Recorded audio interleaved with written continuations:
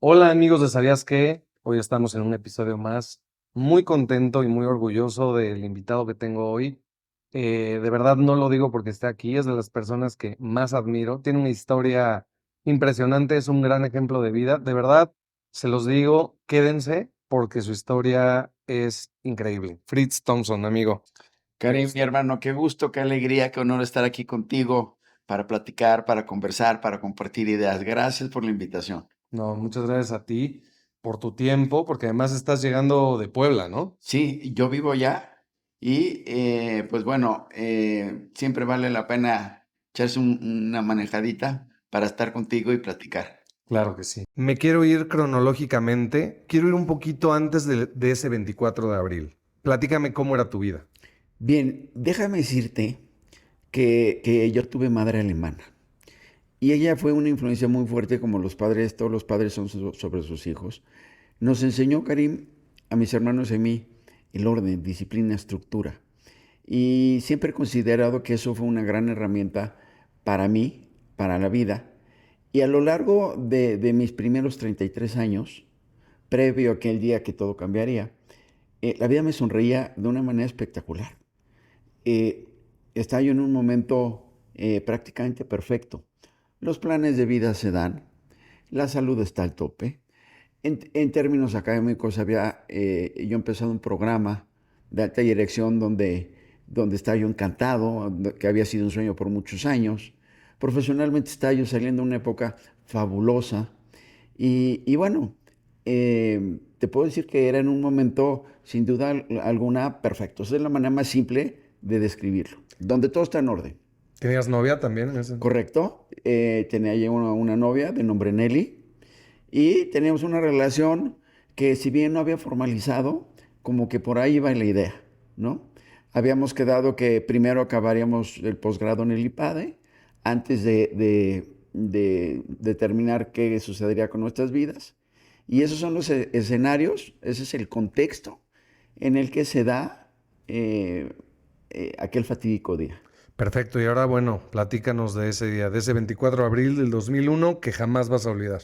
Pero por supuesto que no, porque es el día que la historia perfecta se arrumba. Todo empezó, mi querido Karim, de una manera horriblemente normal, ¿no? De esos días que son como tantos otros y pues no tienen ni la menor sospecha de que tu vida puede colapsar ese día, ¿no? Y bueno, yo salí a trabajar de la Ciudad de México rumbo a Puebla. Ok, tú eres de la Ciudad de México, ¿verdad? Yo nací y crecí aquí, sin embargo, por razones profesionales y otros asuntos, he estado relacionado con Puebla mucho, ¿no? Actualmente vivo allá desde hace ya muchos años. Sin embargo, nací y crecí aquí en la Ciudad de México. Y bueno, te comentaba que salgo a trabajar, arreglo lo que tengo que hacer en Puebla y luego agarro camino de regreso. Ahí se dan unas ciertas cosas que pasan a ser claves, ¿no? Salgo de Volkswagen de México, que es a donde yo había ido a vender unos lubricantes, y me quedo platicando en el estacionamiento con un señor, con una amistad. Agarro carretera, me paro a comprar una Coca-Cola, cosa que nunca hago, y vuelvo a agarrar camino. Y a la altura de Río Frío, Llano Grande, que es, para los que no sepan, digamos que la bajada, acabando la zona montañosa del Valle de Puebla, de la nada, de la nada, aparece en el aire una camioneta, Wow. ¿no? El accidente es hollywoodesco, necesito explicarlo porque es difícil de entender. Yo voy dirección Ciudad de México, la camioneta va dirección Puebla. Ok. Fue una tarde lluviosa. Eh, el conductor de la camioneta venía a exceso de velocidad del lado contrario, perdió control, pegó con la barra de contención y la barra de contención, en lugar de contenerla, que se Para eso es. supone en teoría que para eso sirve, le sirvió de rampa, la impulsó. Entonces la camioneta invade carriles contrarios y en una precisión absolutamente perfecta de espacio y tiempo, yo paso por debajo de donde la camioneta va a caer, ¿no? Inclusive en las fotografías se alcanza a ver cómo el cofre está intacto, el impacto se da prácticamente en el parabrisas y luego la camioneta se acuesta sobre el techo del vehículo donde yo viajo, ¿no? Del golpe yo la regreso, hagan de cuenta que la bateo hacia el lado, dirección Puebla de nuevo, y la camioneta cae del otro lado, colgada de la barra de contención. Tras el impacto, mi techo colapsa, ¿no? Y déjenme recrearles tantito cómo sucede. Yo recuerdo llevar las manos sobre el volante, veo venir la camioneta y no tuve opción de nada. No hubo posibilidad de volantear, no hubo posibilidad de cambiar, nada. Vi la camioneta y el impacto fue instantáneo, simplemente sentí el golpe, vi mis manos caer del volante, mis pies cayeron de los pedales y en la bajada mi coche se fue sin control, ¿no? Hasta que es una zona curvosa, una curva, digamos que me estrellé contra la curva y en la cuneta se detuvo mi coche, ¿no? Wow. Entonces, en el momento en que pega, tú te das cuenta cómo caen tus manos del volante, los pies se sueltan del pedal y te vas sin control. Es correcto. ¿Qué vas pensando en ese momento? Bien, o sea, estoy consciente que estoy en un momento de sumo peligro. Sin embargo, yo desde el inicio, porque la lesión medular que sufrí, de lo cual platicaré en un segundo, pues fue instantánea. Entonces, pierdo la motricidad de mi cuerpo y tampoco veo gran cosa porque el parabrisas está estrellado, Claro. ¿no? Mi cabeza está siendo prensada entre el parasol y la cabecera. Entonces, yo no me puedo mover por la lesión que tengo, pero tampoco me puedo mover porque estoy prensado dentro del coche. Y siento el impacto que detiene el vehículo y cuando se para empiezo a sentir una cierta tranquilidad porque dije, por lo menos ya estoy... Ya pasó y estoy vivo. exacto. Ya no hay movimiento que yo me pueda volver a impactar. Sin embargo, me entra la preocupación que alguien me fuera a rematar, Claro. ¿no? Y estos momentos, obviamente, pasan a una velocidad tremenda y cuando siento que el vehículo se detiene, yo trato de ver en dónde estoy, hacia las partes laterales, pero repito que no puedo porque literalmente estoy prensado. Ahora es increíble que no perdiste el conocimiento, ¿no? Mira, en mi historia hay muchas cosas que son muy difíciles de explicar. Yo me llevé un golpe enorme en la cabeza porque el impacto se da arribita a mi frente. Eh, y no pierdo conciencia. No te lo puedo explicar por qué. Inclusive llega un señor a rescatarme. Hoy en día es un gran amigo mío que le tengo una gigantesca estima, Eduardo Rivera. Fue presidente, ¿no? Es el presidente. Bueno, Es el sí, presidente. acaba de salir de la presidencia municipal de Sí. Puebla. Y eh, yo no puedo verlo a él porque, repito, mi cabeza está prensada. Yo oigo una voz, me dice, ¿dónde te lastimaste? ¿Qué te duele? Yo noto que le abre la puerta. Cuando él me formula la pregunta, déjame decirte que yo ya sabía que estaba cuadripléjico. Porque en épocas de preparatoria, uno de mis más cercanos amigos sufrió un accidente, tuvo una lesión medular a la altura dorsal y quedó parapléjico. Yo viví con él esa etapa, inclusive en la rehabilitación. Entonces yo sabía el funcionamiento del sistema nervioso y yo sabía la lesión que tenía. Yo tenía que salir de dudas, Karim. Y entonces le dije a Lalo, le dije, obviamente yo no conozco a Lalo, le digo Lalo porque obviamente ya es muy cercano, pero al joven que en ese momento yo no conocía, le digo, por favor, muéveme la pierna, porque yo necesitaba confirmarme lo que yo Claro. sospechaba, ¿no? Y fue tanto el miedo de enfrentar lo que yo ya sabía que cerré los ojos. Y entonces cuando yo tenía los ojos cerrados, ese joven me dijo, ¿ya? Yo le dije, ya, pero no entendimos que él decía, ya, para dejar de mover la pierna, y yo le decía, ya, para que Empieza. empezara. Pasan unos segundos después del ya, abro los ojos y veo la mano de ese joven sobre mi rodilla. La estaba meciendo de un lado al otro y yo no sentí ni la mano de él sobre mi rodilla, ni tampoco sentí el movimiento que estaba provocando. Y ahí me confirmé que me había quedado cuadripléjico, ¿no? Wow. Vienen 4 horas de terror, porque eh, según me informaron, la historia que yo sé es que hubo muchos accidentes ese día en la autopista, no había ambulancias y estuve 4 horas metido en el coche, con Lalo a mi lado, con este joven a mi lado, platicando, rezando, tratando de entender. Le dije a Lalo, por favor, marca estos 4 números.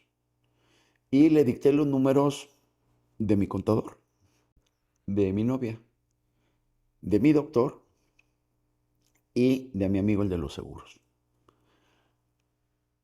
Yo le dicté el de mi novia, que era el único que me sabía de memoria, y le expliqué cómo sacar de mi teléfono, que en aquellos tiempos era un Nextel, Ok. eh, cómo sacarlos de la memoria del celular. Cuando vi que hice eso, dije, a ver, de la cabeza estoy bien, estoy pensando con claridad. Organicé mi rescate.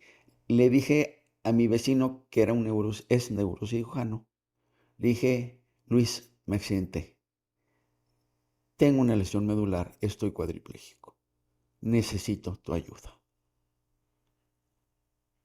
Me dijo, ¿dónde estás? Y le dije, no lo sé bien, en la autopista. Mantente en comunicación, voy para allá. Luis trabajaba en Medicasur, él se lanza dirección hacia la autopista de Puebla.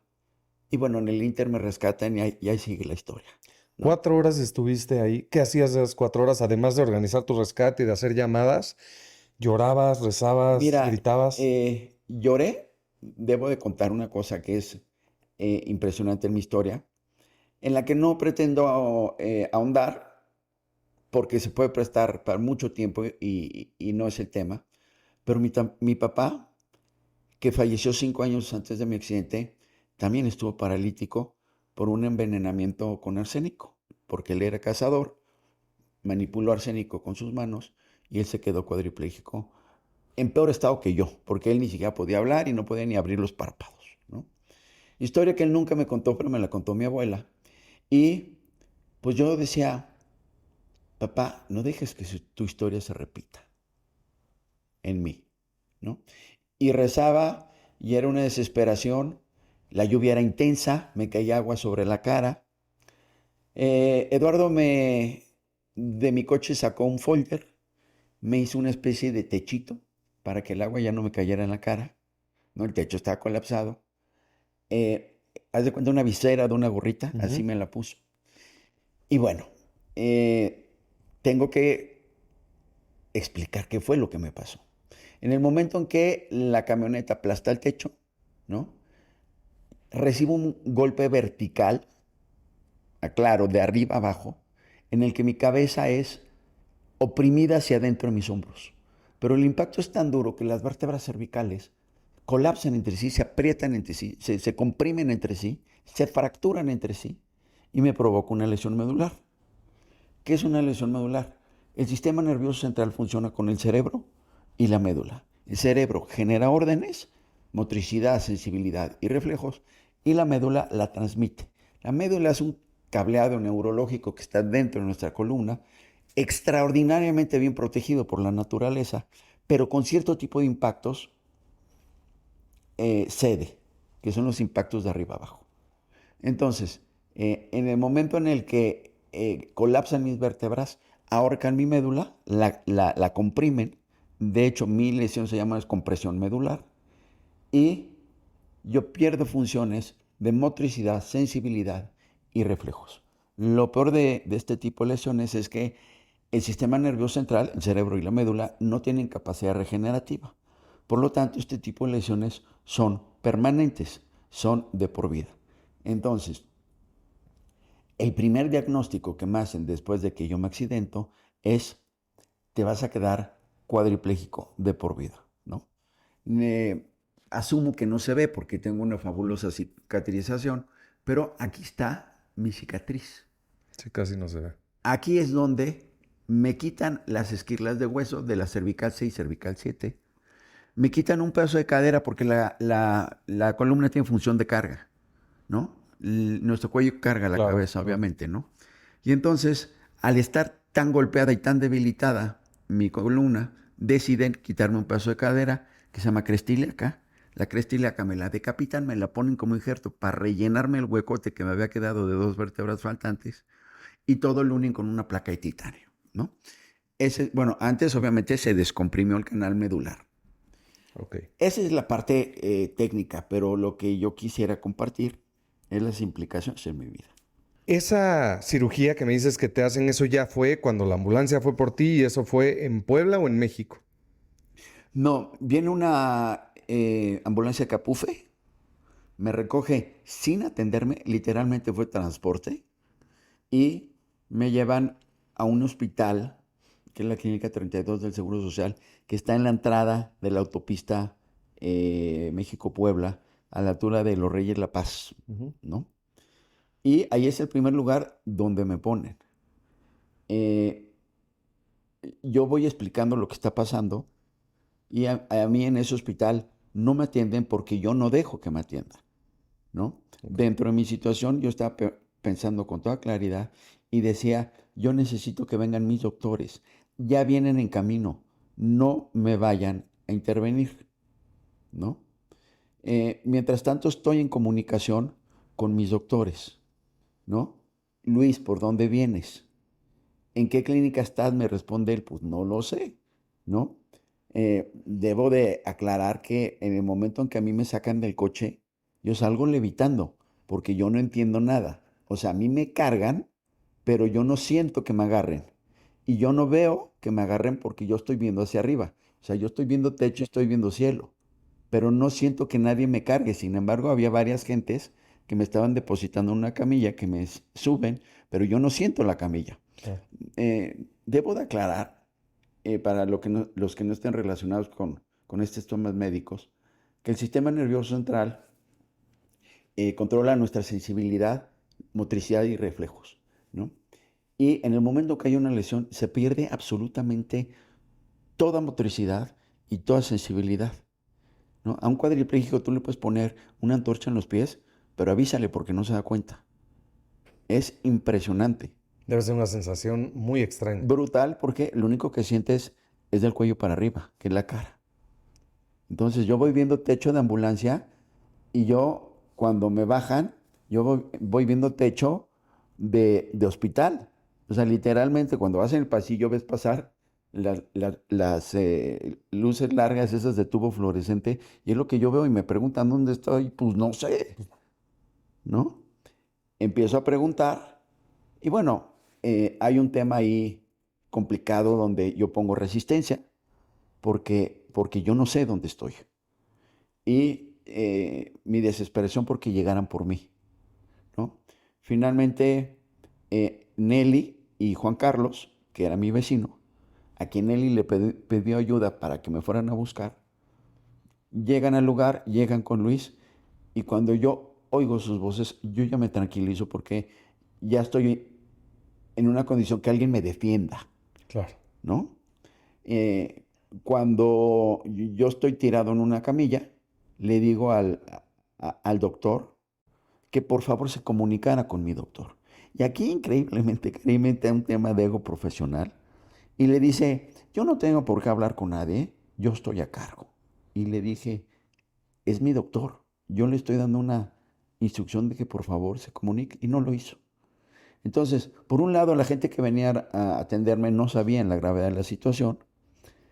Yo había dado información básica, o sea, no me puedo mover, no siento nada. Pero bueno, así arranca todo este tema, ¿no? Soy transportado perdón, déjenme decirles que Luis ya había traído una ambulancia en forma. Ok. Me recogen finalmente, hay una discusión sobre mi salida del hospital, porque pues hay responsabilidades, ¿no? Si yo hubiese estado en una situación de vida o muerte, me sacan y muero, Es es, responsabilidad de ahí. es un tema legal complejo. Entonces, bueno, entre firmas y discusiones, etcétera, me dejan salir y a mí me transportan en una ambulancia en forma a Médica Sur, donde sería mi operación. Ok. Quiero que me platiques el momento en el que despiertas de esa operación. ¿Qué es lo primero que te acuerdas cuando abres los ojos? Bien, lo primero que yo veo es techo blanco. Debo de aclarar que por la naturaleza de mi lesión y la operación que describí, había mucho peligro de que la operación se estropeara. ¿Qué quiero decir? Yo tengo atrás hueso original, injerto de cadera y placa de titanio. Eso tenía que soldar, ¿no? Si bien los tornillos fijaban la placa, cualquier movimiento equivocado podría provocar que se zafaran los tornillos o que mi cabeza soldara chueca. Entonces las instrucciones médicas fueron: no muevan a Fritz. Y ahí empezó la primera de las torturas, que fue ver cuadrados blancos día y noche. Me pusieron horizontal, no me podían levantar al respaldo de la cama, no me podían poner almohada. Por lo tanto, yo solo veía cuadrados blancos y oía voces, ¿no? Y entonces la gente, para hablar conmigo, tenía literalmente que asomarse y meterse a mi campo visual, porque yo solo movía los lados de un lado, los ojos de un lado al otro, ¿Qué ¿no? sentías en ese momento? ¿Qué pensabas? Mira, había preocupación de todo. Estás sometido a un estrés indescriptible. No estás entendiendo las magnitudes de lo que te está sucediendo.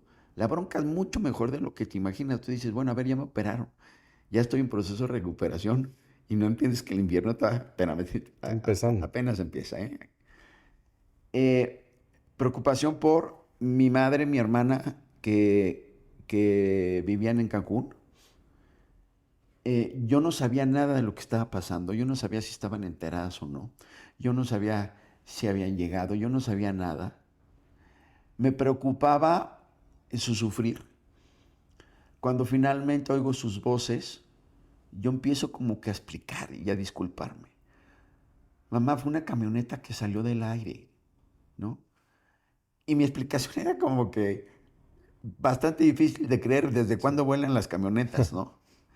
Y, y bueno, había mucha tensión.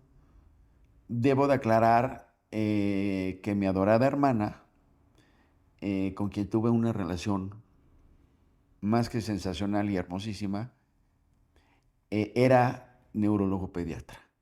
Y ella, como especialista, sabía perfectamente las dimensiones de la bronca en las que yo estaba metido, ¿no?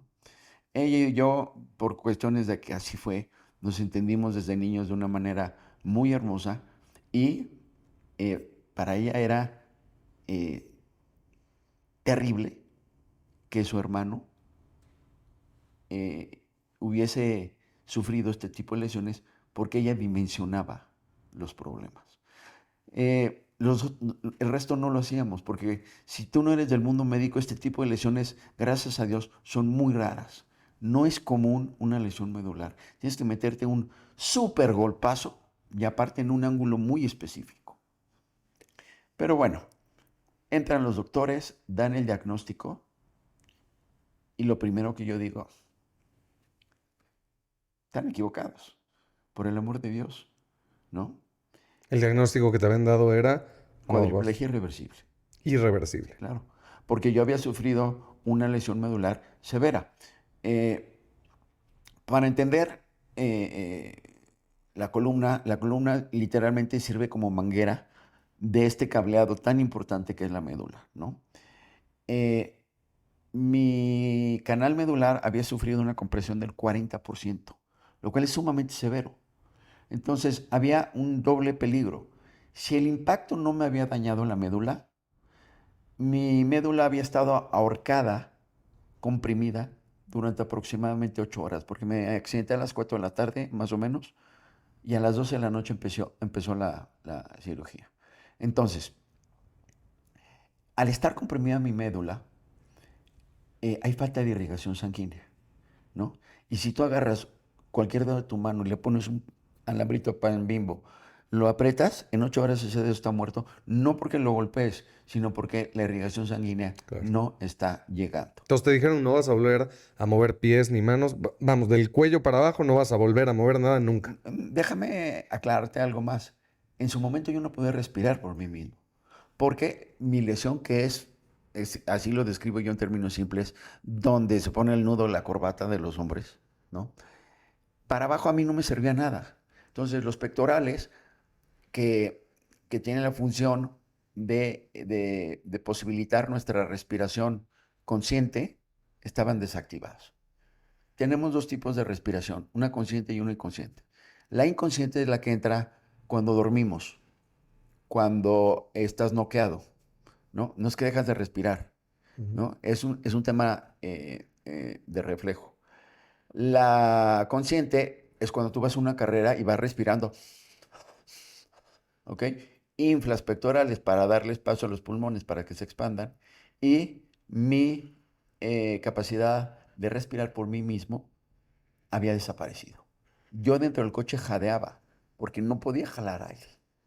Entonces, pues del pecho para abajo no me sirve nada. Pero por mucho que podamos platicar, mi querido Karim, de, de la complejidad de la lesión, debo de aclarar algo. Yo no estaba sufriendo físicamente, porque yo no sentía nada, Claro. ¿no?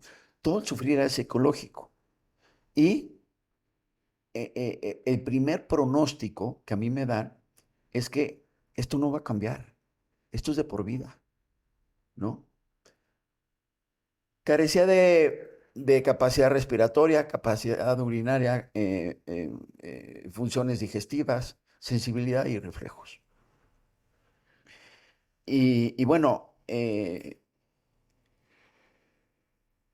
simplemente un shock de unas dimensiones porque te dicen, esto que estás viviendo, este infiernito que llevas un par de horas, es el resto de tu vida. Entonces, lo que sucede es que si ya el cuerpo está destrozado, te agarran con un misil hacia nuestra herramienta más fuerte, que es la mente, Claro. ¿no? Y entonces tú dices, ¿yo? ¿De por vida? Así. Pero espérame, es que bueno, la ciencia médica algo tiene que saber de esto. Pues no, ¿no?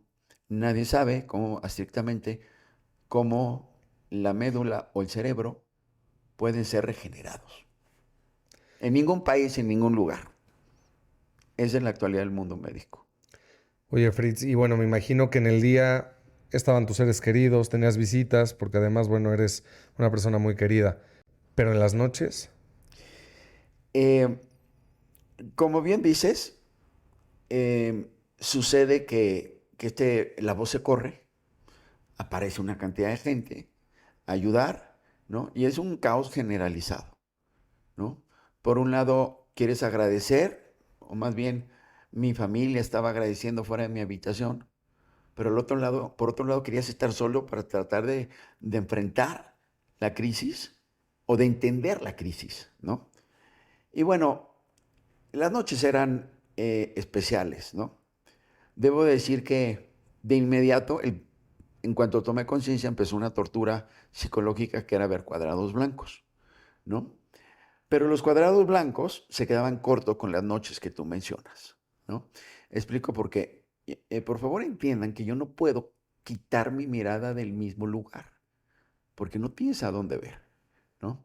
Y entonces, sin embargo, tú percibes luz. Y yo notaba cuando la luz natural empezaba a disminuir o cuando prendían la luz artificial. Y yo decía, no, por favor, ahí viene la noche, ¿no?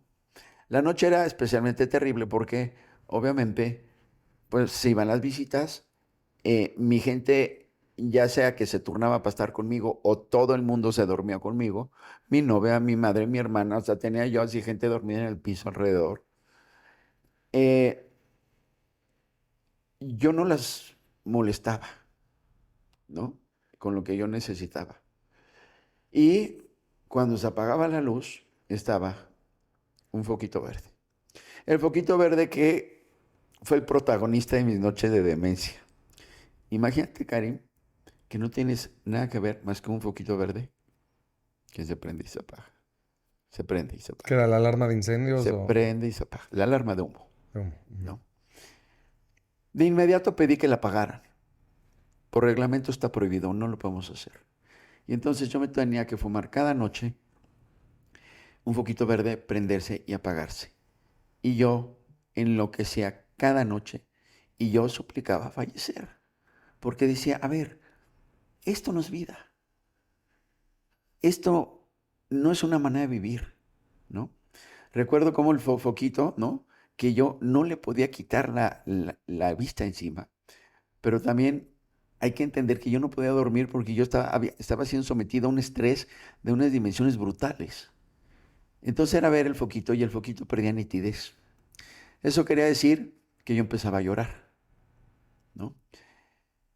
Con el paso, las lágrimas en los ojos me provocaban la primer comezón, que yo no me podía quitar, ¿no? Yo no me podía sacar los ojos.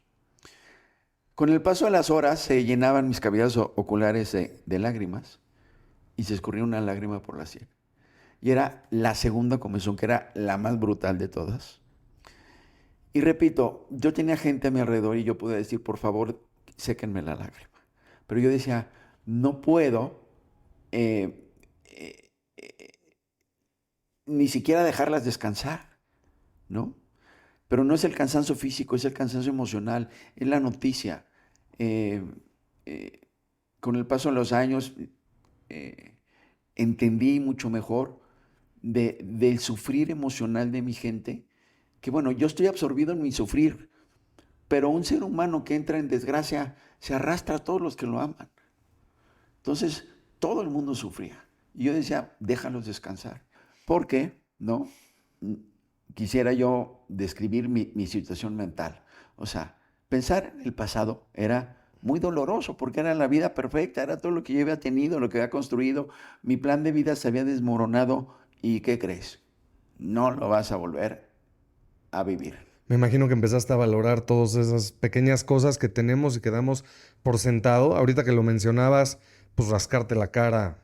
Si Claro, yo quiero, levanto y me rasco la déjame cara. decirte que a esas alturas todavía no empezaba yo a valorar, porque te estoy hablando de las primeras, qué sé yo, 10 noches, ¿no? Ok. Pensar en el futuro me daba mucho miedo. Yo decía, no, no, no, no, depender de alguien para comer todos los santos días, eh, dar lástima, destrozarle la vida a mi gente, esto yo no lo quiero. Futuro daba miedo, vivir me daba miedo. El pasado dolía y era una confusión mental aquello, que obviamente de inmediato activaron psicólogos, de inmediato me pusieron bajo calmantes, que no me hacían nada de efecto. Me doblaron dosis, me pusieron tratamiento psiquiátrico, ¿no? Y mi desesperación era tal porque yo me sentía como que ausente cuando me medicinaban. Y yo dentro de lo poco que pensaba correcto era, yo no puedo, yo tengo que estar pensando. Entonces empecé a fingir en mi terapia psiquiátrica que yo estaba bien y le pedí al doctor que me retirara los calmantes, ¿no? Y yo sabía bueno, por lo menos en la cabeza estaba yo cuerdo porque ya estaba yo tratando de sacar mi estrategia como para tranquilizarme, ¿no? Pero bueno, se convierte en una lucha de una persona contra su mente. Yo me daba cuenta cuando ya estaba yo en la loquera y decía, no, o sea, esto no va a suceder, esto de que yo me suicide, lo pensaba y planeaba, pero decía, a ver, no, no va a suceder, ¿no? De repente me entraba como que la sensatez y decías, esta va a ser tu vida. Y ese es el escenario que yo enfrento, ¿no? Yo resumo este escenario, o más bien destaco dos características de este escenario. Primero, la inmediatez del debacle, ¿no? Yo digo, es que mi vida fue como las Torres Gemelas, es decir, parecían un edificio y de repente, polvito. No hay nada en tu vida de pie. Y ojo, no hay manera que lo reconstruyas. Entonces, el destrozo automático de mi vida, y debo aclarar algo, el destrozo generalizado. Porque un problema médico se convierte en un problema psiquiátrico, se convierte en un problema de autoestima. Yo me sentía la peor mugre del planeta. Se convierte en un problema familiar porque tu familia está vuelta loca. Obviamente un problema económico. Paga hospitales, cuentas, que a mí me lo prohibieron, me prohibieron informarme porque como yo ya estaba con el estrés a tope, todos esos temas se platicaban afuera en el pasillo entre mi gente, mi compadre, mis amigos, entre ellos estaban lidiando con las otras broncas, las broncas legales del accidente, etcétera, ¿no? Entonces, repito, esa inmediatez y aparte la brutal crueldad de la desesperanza, ¿no? Porque si tú tienes en la mente que esto va a pasar, entonces dices, bueno, a ver, esto es un tema de aguantar, Claro. pero mi tema no era de aguantar. Mi tema era, aguántate esto de por vida. No, muere. Entonces, bueno, eh, la vida perfecta se acabó. ¿Qué pasó con tu novia? Bien, como comentaba yo hace un momento, eh, todos los que aman a una persona que entra en desgracia, entran a la fiesta. De una manera u otra, cada quien es afectado. Una madre, no, eh, que bueno, los padres por lo general tienen un cariño especialmente gigantesco por los hijos. Mi madre obviamente entra en un proceso sumamente complicado en el que se aferra a la fe. Eh, Mi hermana sufre muy claramente en el sentido en el que, pues bueno, estamos entrando al infierno. Y finalmente Nelly, que son digamos que las tres protagonistas más directas, ¿no? No quiero decir que toda esa maravillosa gente, como mis compadres, mis amigos, todos ellos, pues fueron afectados. Pero las tres protagonistas de afectación fueron ellas tres. Nelly tiene una afectación, digamos que especialmente compleja, porque tú estás con una persona con la que tienes un proyecto de vida. Y ahí, en el momento en que colapsa mi vida, colapsa la de ella. Claro. Porque, a ver, espérame, pues tú y yo íbamos a hacer una maestría. Ya no hay maestría. Oye, y tú íbamos a llevar la vida juntos. Pues sí, pero pues ya no entiendo nada. ¿Soy tu novia? ¿O soy tu enfermera? ¿O, o, o qué soy tuya? ¿Y de qué vamos a vivir? ¿Y cómo va a ser la vida en pareja? Y de repente no hay respuestas tampoco a esas preguntas, ¿no? Y eh, pues literalmente la jalo a una vida que ella tampoco quiere vivir, Claro. ¿no?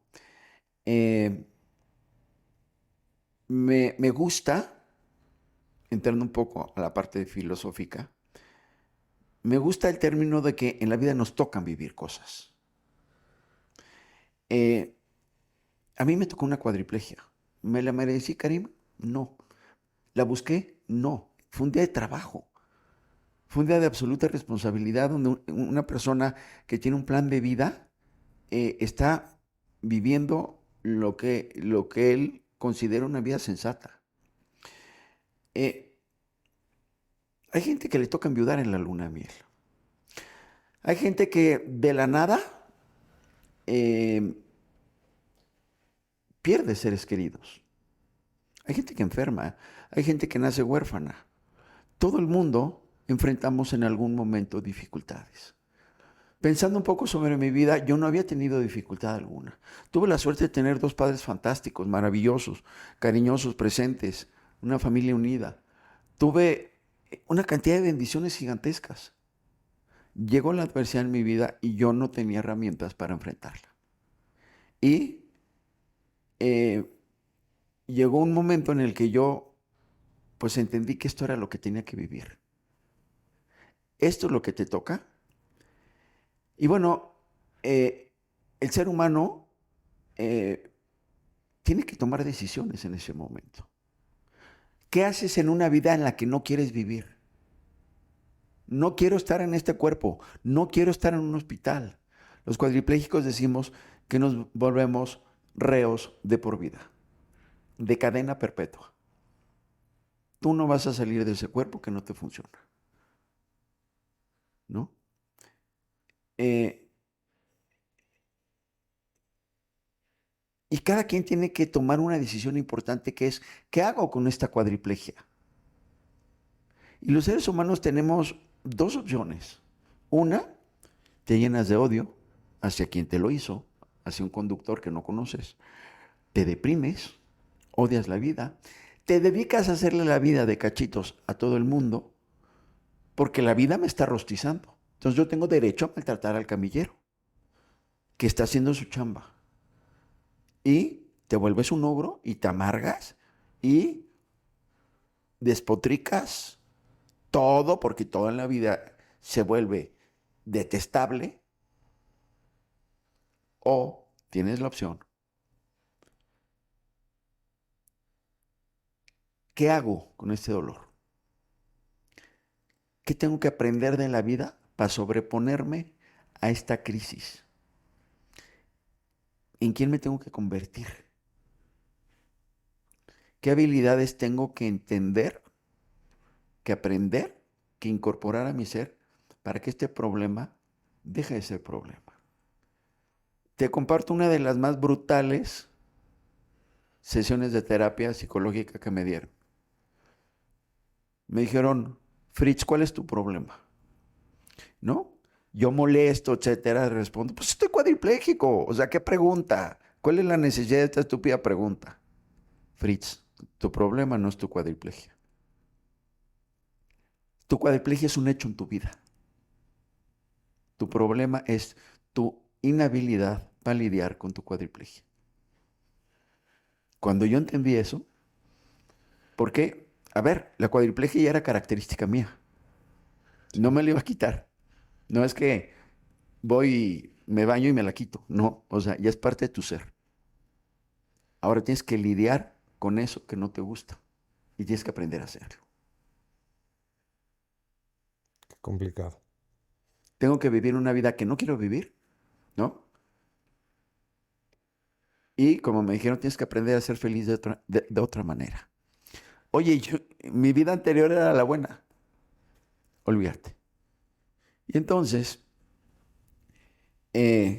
pues todos los que enfrentamos este problema, tuvimos que aprender a lidiar con una situación incómoda, complicadísima, ¿no?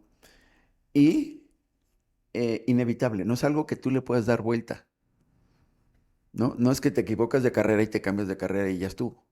O sea, tienes que pasar por este túnel oscuro, negro, frío. Y se supone que tiene salida. Todo el mundo te dice, pero pues no se ve. Y ese es el escenario que yo enfrento, digamos que en los primeros meses después del accidente. ¿En esos primeros meses estás en esa misma clínica o pasas por varias? No, primero, en secuencia, lo primero que tenían que hacer los doctores era restablecerme mi función respiratoria, ¿no? Era soplar mangueritas, que al final acababan en una especie de tubo de ensayo así de química con una pelotita, y mi tarea era soplar para que la pelotita subiera. Paralelo, había un tema muy importante para evitar complicaciones. Había que destaparme el estómago, ¿no? La digestión es un reflejo. La digestión se lleva a cabo por un movimiento que se llama peristáltico, que es un movimiento de compresión que llevan a cabo los intestinos. Y la cuadriplegia también afecta reflejos. Entonces, un cuadripléjico deja de digerir. Por lo tanto, hay que literalmente destaparle el estómago. Pero es contrarreloj, porque no puedes estar mucho tiempo sin evacuar. Y entonces, bueno, viene una brutal lucha, 9 días, tomando laxantes, haciendo intento 1, laxante 2, dóblale la dosis del laxante, no funcionó, laxante 3, dóblale la dosis del 3. Y bueno, restablecerme en la función digestiva fue pesadilla mayúscula. Tiempo en el que yo tenía prohibido recibir visitas.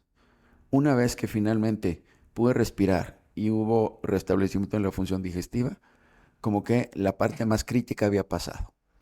Entonces, lo siguiente que había que esperar era una, digamos que, fusión entre las vértebras naturales de la parte de atrás, el injerto de cadera y la placa de titanio. Y esa función, pues ¿cuánto tarda un brazo fracturado en Un soldar? mes, no sé. Meses, ¿no? Una pierna, el hueso tarda mucho en soldar, ¿no? Y entonces yo tenía que esperar meses para que me pudieran mover, porque paralelo mi gente estaba buscando eh, hospitales donde iniciar la terapia. Ya me habían abierto camino, pero pues prohibido trasladarme. Mis doctores temían que con las vibraciones de un vuelo, con el golpe de un aterrizaje, con una mala maniobra en la camilla, lo que sea, la operación se echaría a perder. Entonces era paciencia, que solde el cuello, si no, no podemos iniciar nada. ¿Cuánto tardó en soldar? 3 meses y medio fue lo que estuve internado en Médica Sur, como te decía, viendo cuadrados blancos, ¿no? Ok. Enloqueciéndome en las noches, eh, tratando de agradecer a toda la gente que con tanta bondad se volcó en apoyo, pero al mismo tiempo queriendo salir de ahí, ¿no? Yo me convertí en el centro de la vida de muchísima gente, de muchos profesores del IPADE, de muchos amigos del alma que, bueno, no podían llevar su vida tranquila sabiendo que yo estaba como estaba. Entonces, en mi habitación era punto de reunión de muchísima gente, de muchísimas etapas de mi vida, ¿no? Y llegó el momento en el que yo estaba con un cansancio psicológico y emocional brutal porque decía, a ver, yo ya quiero salirme de aquí y yo ya quiero estar solo para llorar mi tragedia porque esto no lo estoy pudiendo manejar y tengo que poner cara de hombre valiente, ¿no? Porque está prohibido llorar en mi habitación. Entonces, literalmente las instrucciones eran, si alguien empieza con dramas, lo corren de la habitación, ¿no? Y debo de aclarar que mi papá, ya lo había mencionado, falleció 5 años antes de mi accidente. En el momento en que mi papá fallece, yo me convierto en el, digamos que en el líder de mi familia, Claro. ¿no?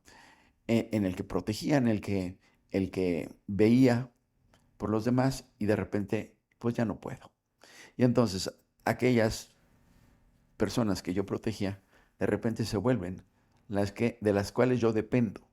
Y esa inversión de papeles, para mí, desde el punto de vista psicológico, también fue brutal. Porque de alguna manera decía, yo ya no sirvo para lo más elemental de mi vida, que es cuidar de mi familia, ¿no? Al contrario, soy la pesadilla de mi familia. Yo me quiero ir de aquí y quiero irme lejos y quiero irme a otro país para que cada quien lleve su vida, que cada quien retome su vida y que yo me quede con mi infiernito. ¿Y ese infiernito te lo llevas a Cuba? No, a Miami. A Miami. Fue mi segunda clínica. Eh, yo estuve en total en 4 clínicas en 4 países. En México en Médica Sur, en Miami en el Jackson Memorial, en Cuba en el Siren. Y finalmente terminé mi rehabilitación en Alemania, donde un tío me quiso revisar, eh, donde él quería pues ver si había algo más que hacerme. Y estuve pues prácticamente un mes, pero más que rehabilitación fue una especie de chequeo de cuántas facultades había yo recuperado, etcétera, Ok. ¿no? Pero bueno, viene la estancia en Miami, que era diferente a la de Médica Sur, porque en Médica Sur era como, vamos a atender la tragedia. Ujú. El tema de la rehabilitación para después, ¿no? Eh, debo de decir algo, como dato informativo, que hace 23 años que yo me accidenté, en México no había clínicas de rehabilitación.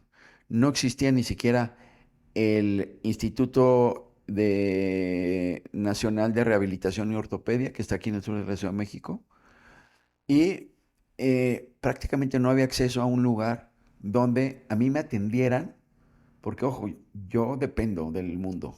A mí me tienes que meter la comida en la boca, a mí me tienes que bañar, a mí me tienes que hacer todo.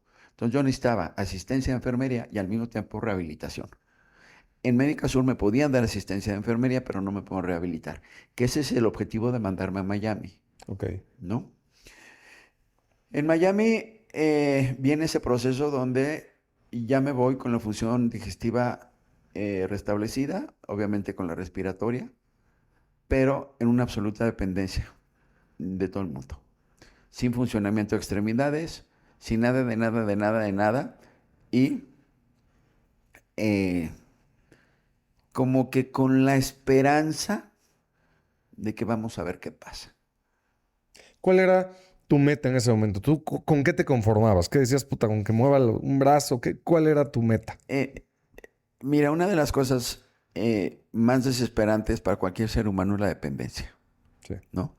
Porque, eh, eh, primero que nada, la dependencia es un golpe brutal a la autoestima. Eres un inútil, ¿no? No te puedes llevar un bocado a la boca. Y entonces, dependes de todo el mundo para las cosas más simples, ¿no? Te pongo ejemplos para que entiendas eh, lo desesperante del tema, ¿no? Cuando tú ves la tele, agarras el control y le cambias, y le cambias, y le cambias. Cuando estás cuadripléjico, digamos que no lo puedo actuar bien porque tengo que agarrar un micrófono, pero por favor entiendan que uno tiene las manos así, tú estás con un collarín así, ¿no? Y estás diciéndole al camillero, cámbiale, cámbiale, cámbiale. Te vuelves loco. O sea, ver la tele es una tortura. No puedes leer un libro porque ¿Cómo le cambias? necesitas que alguien te cambie la hoja, ¿no? Y de repente estuvo interesante lo que leíste, pero espérame tantito, en la otra página, déjame ver qué decía hace 2 páginas. Le llamas a la enfermera, espérame ahorita y voy, tarda 15 minutos en regresar. Y te quedaste dormido. Entonces no puedes ni siquiera leer un libro. No puedes hacer nada, olvídate de comer, olvídate de rasurarte, ¿no?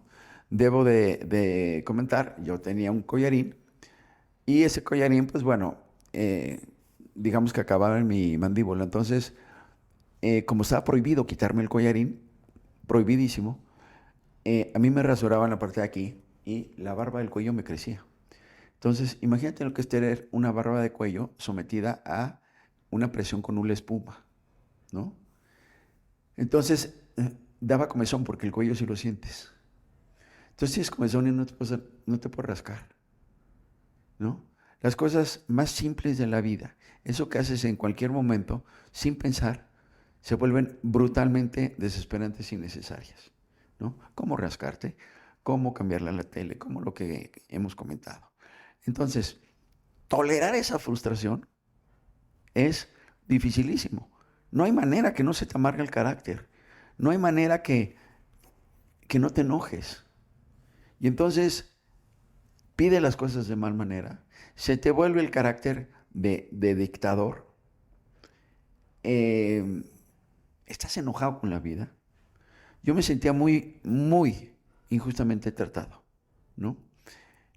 Más allá de la impresión que yo pueda ver, mi concepto de mí mismo es que yo me conduzco de una manera civilizada, ¿me entiendes? No le haces daño a nadie, estás en lo que tienes que estar, estás en la chamba, estás llevando una vida con metas, ¿no? Y, y un castigo de esas dimensiones, yo lo veía totalmente desproporcionado. Yo decía, ¿por qué no me dejaron las manos? Ya con las manos hubiera yo firmado el trato. Sí, a ruedas, bienvenida, pero las manos, Claro. ¿no? Ráscame la nariz, sécame la lágrima, ¿no? No empines tanto el vaso. Eh, eh, o sea, que te alimenten. Este es mi ejemplo preferido, ¿no? El día que alguien quiera entender lo que es un cuadripléjico, pídele a alguien que te lave los dientes. Es la cosa más enloquecedora. ¿Por qué? Hay una enfermera que te limpia así, ¿no? Y tú no le puedes decir, ráscale para que se salga la mugre, ¿no? Y la otra te rasca como si fuera el zacate para los tenis, ¿no? Y te lastima y te mete el cepillo hasta tal, espérate, me estás ahogando y no puedes decirle nada porque te dice, ¿no? Puta Y madre. se te escurre la espuma, ¿no? Para colmo, por favor piensa que me lavaban los dientes horizontal. Entonces, a la hora de escupir, pues literalmente escupes al cielo. Entonces lo que te hacen es que ni siquiera te pueden poner un recipiente con una toalla, ¿no? Te la ponen para que tú escupas, ¿no? Entonces, bueno, es un chorreadero. La que no te desespera, te lastima y simplemente no hay nadie que te lo haga a tu gusto. Claro. Y tú lo puedes explicar 60,000 veces. Y cuando medio una enfermera ya le está entendiendo, te la cambian y te ponen a otra. Entonces, así cosas de esas que parecen ridículas, no hay manera que la sangre no te hierva, Claro. ¿no? Obviamente, entonces llegas a Miami enojado con el objetivo de por lo menos valerte por ti mismo. Pues a ver qué pasa. Digo, eh, el, el, el objetivo de todo lesionado medular es la independencia, la Ujú. autonomía, ¿no? Pero también la ves años luz, porque, ojo, las manos empiezan a informar porque no las usas, ¿no? Entonces te empiezan a meter férulas y empiezas a hacer Robocop. Porque tienes collarín, tienes férulas en las manos, tienes férulas en los pies para que no se deformen los pies, porque se te caen. O sea, no se te caen en 90 grados, se te caen así, ¿no? Em, Te amarran a la silla de ruedas, porque como no tienes control del torso, te resbalas y te vas, ¿no? O sea, todo es un desastre, todo. Entonces te digo, aprendes a tolerar la frustración, ¿no? Y eh, empiezas a activar consciente o inconscientemente mecanismos psicológicos de sobrevivencia. Te empiezas a reír de tu inutilidad, de tu torpeza, ¿no? Eh, eh, eh, Empiezas a entrar en un estado psicológico totalmente anormal, ¿no? Ya no, las cosas que antes te preocupaban ya se olvidaron y tu problema grave a solucionar es que se te cayó la mano de la cama. No puedes tocar la alarma para que venga la enfermera. Sabes que te acaban de hacer el cateterismo hace poco. Por lo tanto, no está programado que vengan las siguientes 3 horas. Y entonces tienes que aguantar con la mano caída. Tienes prohibido gritar, porque imagínate en un hospital de esos te pones a gritar, pues toda la gente se pone a gritar y se vuelve un manicomio, que ya es medio manicomio, ¿no? Por sí. Y entonces te ocupan las ridiculeces más estúpidas como que se te cayó la mano en la cama y te está colgando. Y quieres dormir, pero la mano está caída. Entonces, pues aprendes a dormir incómodo, aprendes a dormir como no, como nunca lo harías, ¿no? Entonces, por un lado empiezas a desarrollar callo, porque, mira, siempre he dicho que el ser humano es impresionante, ¿no? El ser humano puede hacer de un cielo un infierno y también puedes hacer de un infierno un cielo. El poder mental para sobreponerte a cosas brutales es ilimitado, pero tienes que aprender a, a desarrollar esa capacidad de resistencia y de lucha. ¿En qué momento entra este cambio absoluto de mentalidad, entra la resiliencia y entra este cambio de actitud? Mira, tu pregunta es muy buena y la respuesta es la siguiente. No es un momento, es un proceso, ¿no? Eh, no es que un día de repente el ánimo ya estaba a tope. Es un proceso muy lento en donde primero aprendes a lidiar con el infierno y después de lidiar con el infierno te empiezas a ilusionar. Porque las primeras ideas que tú tienes es de subsistencia, ¿no? Lo que a ti te entretiene es que la bolita del ejercicio respiratorio ya la lograste de subir al techo del ¿no? Ahora manténla. Entonces, esas cosas son las que te entretienen y tú no estás pensando en, en reconstruir tu vida. O sea, eso está fuera de tu panorama. Tú estás como que en el día a día con las broncas más simples. Es una especie de regresión a la infancia, donde tienes que reaprender todo, pero aparte eh, tienes que lidiar con tu inestabilidad psicológica. Y eso es muy complicado. Porque imagínate que a los 33 años y todo lo que ya platicamos, ponte a pasar bolitas en un abaco, ¿no? Y resulta que pasar una bolita es el reto donde quedó tu esfuerzo, porque la primera la pasaste, no sabes cómo, pero ya no pudiste con la segunda. Entonces, eh, conforme tú va pasando el tiempo, y en mi caso particular, conforme yo empiezo a recuperar facultades, pues se vuelve un ciclo virtuoso de esfuerzo, esperanza. Porque además yo sé que tú, las terapias que tenías creo que eran de 8 horas, pero tú ¿cuántas horas hacías? Ah, una de las cosas curiosas es que en esta experiencia aprendí muchas cosas que en plenitud de circunstancias nunca piensas, ¿no? Una cosa es tener fuerza y una cosa es tener resistencia. ¿Qué quiere decir? Eh, si un cuadripléjico o ex cuadripléjico que está recuperándose logra dar un paso, ¿no? Parece ser una maravilla. Sin embargo, de nada te sirve dar un paso. Para recuperar calidad de vida tú tienes que dar por lo menos 10 para llegar a tu cuarto, ¿no? Recuerdo cómo yo llegaba con mis doctores aquí a México, ¿no? Porque estuve hospitalizado del 2001 al 2003. Entonces, obviamente, yo viajaba a México como para llenarme de energía y de ánimo y de comida y de todo. Y bueno, recuerdo cómo llego con uno de mis queridísimos doctores, con Salvador Ruiz, que fue neurocirujano, que me intervino en el equipo, ¿no? Y le puse la mano sobre la silla de ruedas, sobre su escritorio, y le dije, mira, Salvador, abusado, ¿eh? Abusado, mira, mira, mira, ¿no? ¿Viste? ¿Viste? Y me dice, mira, Fritz, de nada te sirve la movilidad sin funcionalidad. De nada te sirve que levantes así la mano si no puedes agarrar una taza. De nada te sirve que levantes así la mano si no puedes apretar una tecla. Entonces, por favor, vete a rehabilitar y luego celebramos.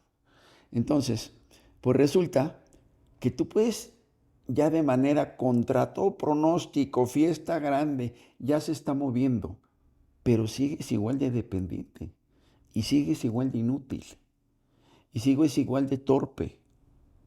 Entonces, no es que los primeros movimientos te hagan una transformación psicológica de que ahora sí agárrense que soy Superman. Nada, sigues con la capa caída. Pero ya sientes, ya tienes sensaciones en el cuerpo. En mi caso particular, y lo quiero aclarar muy bien, yo soy un caso muy sui generis de una recuperación de una lesión medular. No hay casos como el mío. Siempre aclaro eh, que nunca en la vida trataré de llevarme algún crédito que no tenga, ¿no? Hay mucho complicado de explicar en mi situación, temas que son más fáciles de explicar vía la espiritualidad que vía el conocimiento médico o una vía racional, ¿no? Eh, en el momento en que yo me empiezo a recuperar, sí se da un ciclo virtuoso de que ves progreso, te ilusionas y le doblas las ganas, ¿no? Pero también debo decir que el proceso es brutalmente lento y hay una cierta desesperación. O sea, yo sentía que a mí se me iba la vida eh, en los hospitales. 3 años es un chorro de tiempo, Sí. ¿no?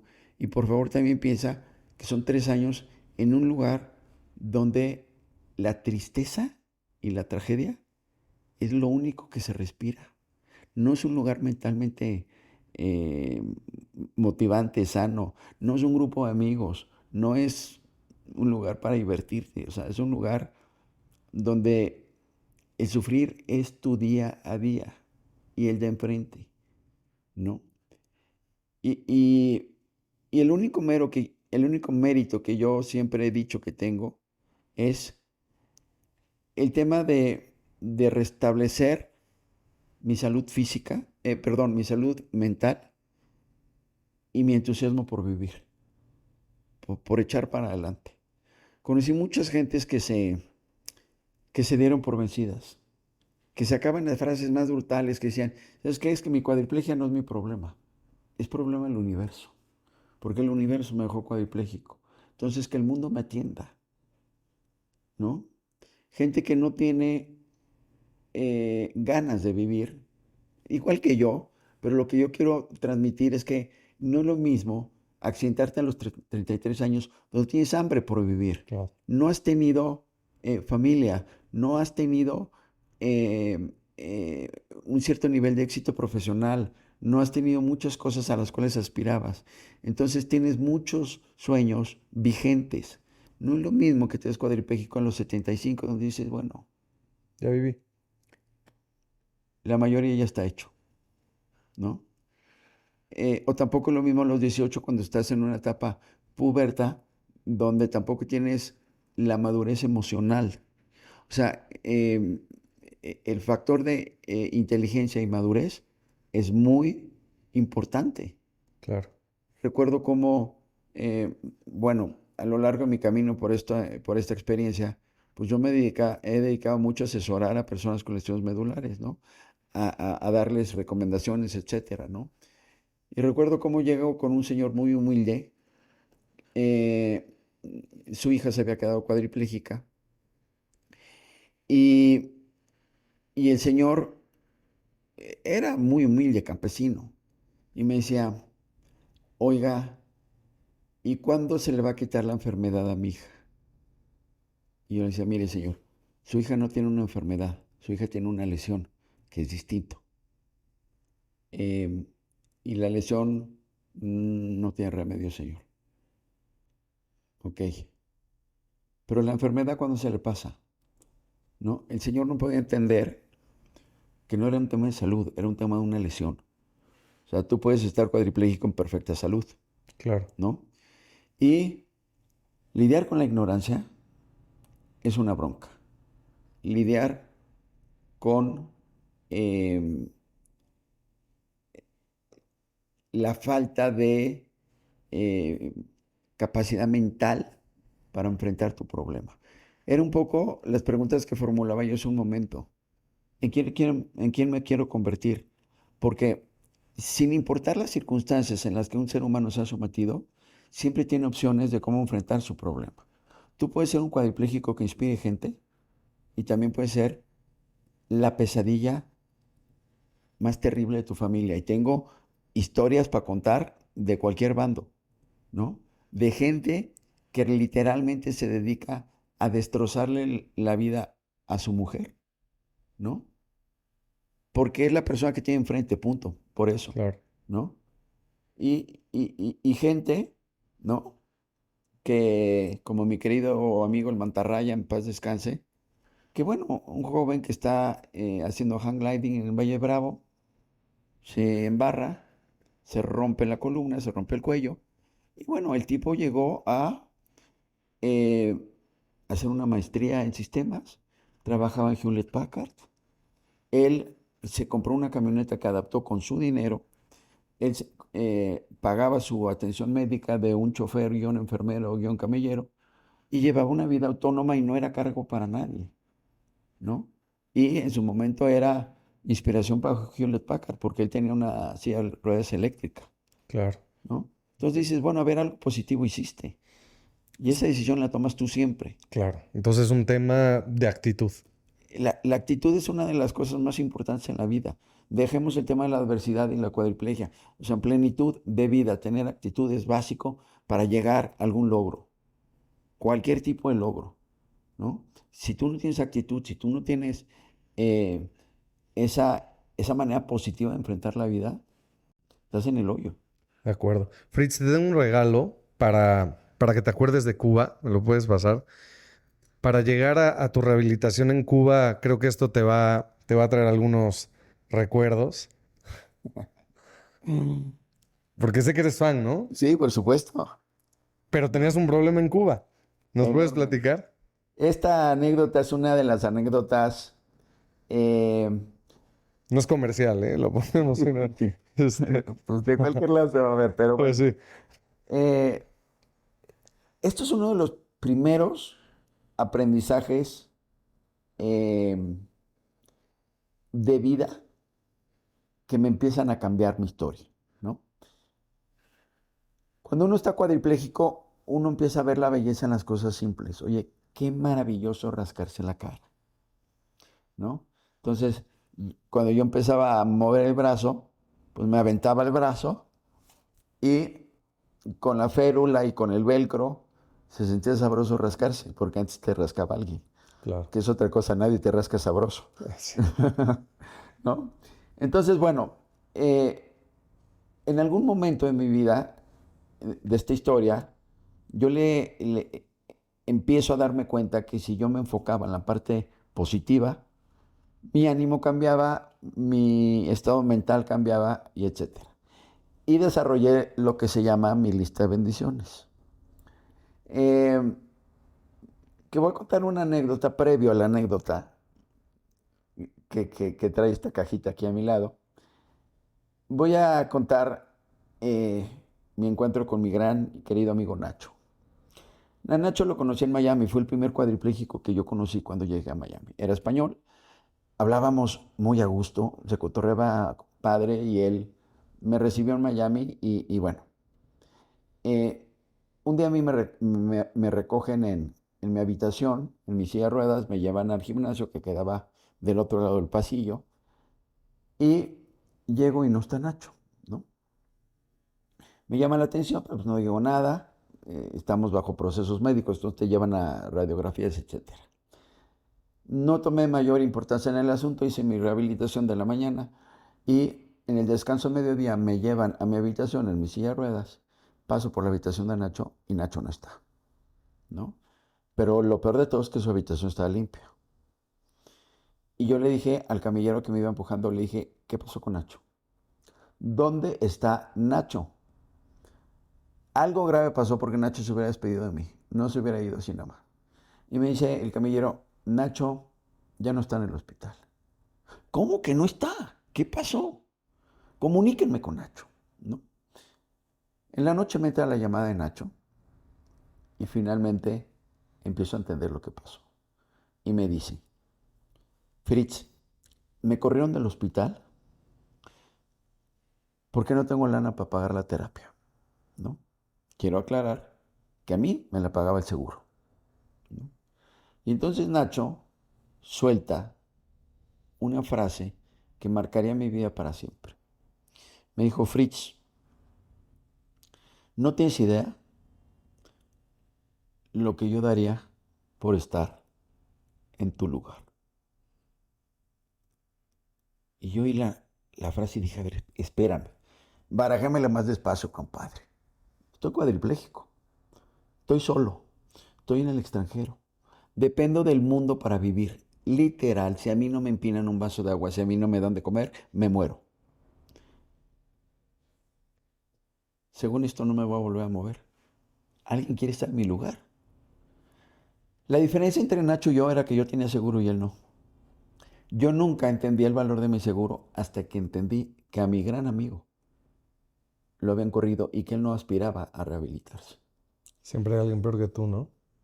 Exactamente. Yo tengo una frase que dice, el peor de tus infiernos es el cielo de alguien más. Y a partir de ahí empecé a lo que yo llamo mi lista de bendiciones. Mi lista de bendiciones es un ejercicio que, bueno, a ver si alguien se quiere ahorrar todas las terapias psicológicas del mundo, todos los calmantes, etcétera, oigan mi lista de bendiciones. Yo me di cuenta que, a ver, estaba cuadripléjico, pero a ver, estaba vivo. El escenario de que yo hubiera fallecido en el accidente era más probable que mi supervivencia. ¿Te quieres quejar? Pues bueno, a ver, estás vivo, papito. Estoy cuadripléjico, pero puedo ver. Hay gente que no ve. Estoy cuadripléjico, pero hay gente que no oye. Yo sí oía. Y estoy cuadripléjico, pero tengo un hospital y tengo acceso a medicina del primer mundo. Hay gente que no la tiene.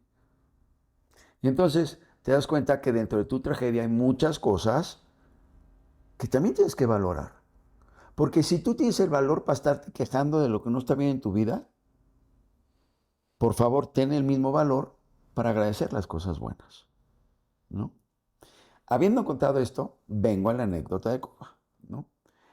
La medicina en Cuba tiene grandes virtudes, pero también grandes problemas, que es la falta de recursos. Claro. Entonces, los hospitales son literalmente de edad de piedra, con muchas carencias. Entre ellas el tema de la alimentación. Entonces, yo puedo decir que yo comí 2 años frijol negro y arroz blanco, ¿no? Porque era lo más apetecible de lo que me ofrecían. Como yo venía con cierta frecuencia a México, decía yo a cargar baterías, a hablar con amigos, a lo que fuera, eh, agarré por costumbre de llevarme cereales. Porque obviamente esos cereales que están por pasillos en el súper, en Cuba no existen. No existen sucaritas, no existen compops, no existe el cereal de trigo. Bueno, ¿para qué hago toda la lista? Lucky Charms. Y entonces, más que llevarme cosas, yo me llevaba comida. Tiraba las cajas y me llevaba las bolsas. Y yo llevaba maletas enteras de cereales a Cuba. Pero esa es la mitad del problema. Aunque no lo crean, en Cuba no existe la leche. No existe la leche líquida. Hay un polvito que ellos llaman leche, el cual le agregan agua y en teoría es leche. Es importada porque allá no hay producción de leche. Y entonces está limitada para niños menores de 7 años. Para comer mi cereal tuve que sobornar a un mesero. Porque, pues bueno, en lugares donde hay mucha escasez, todo lo consigues pues de alguna manera batallándole. Sí. Entonces, pues yo le decía a Oscar, mi mesero, que me consiguiera leche. Y me la conseguía, ¿no? Repito, leche en polvo.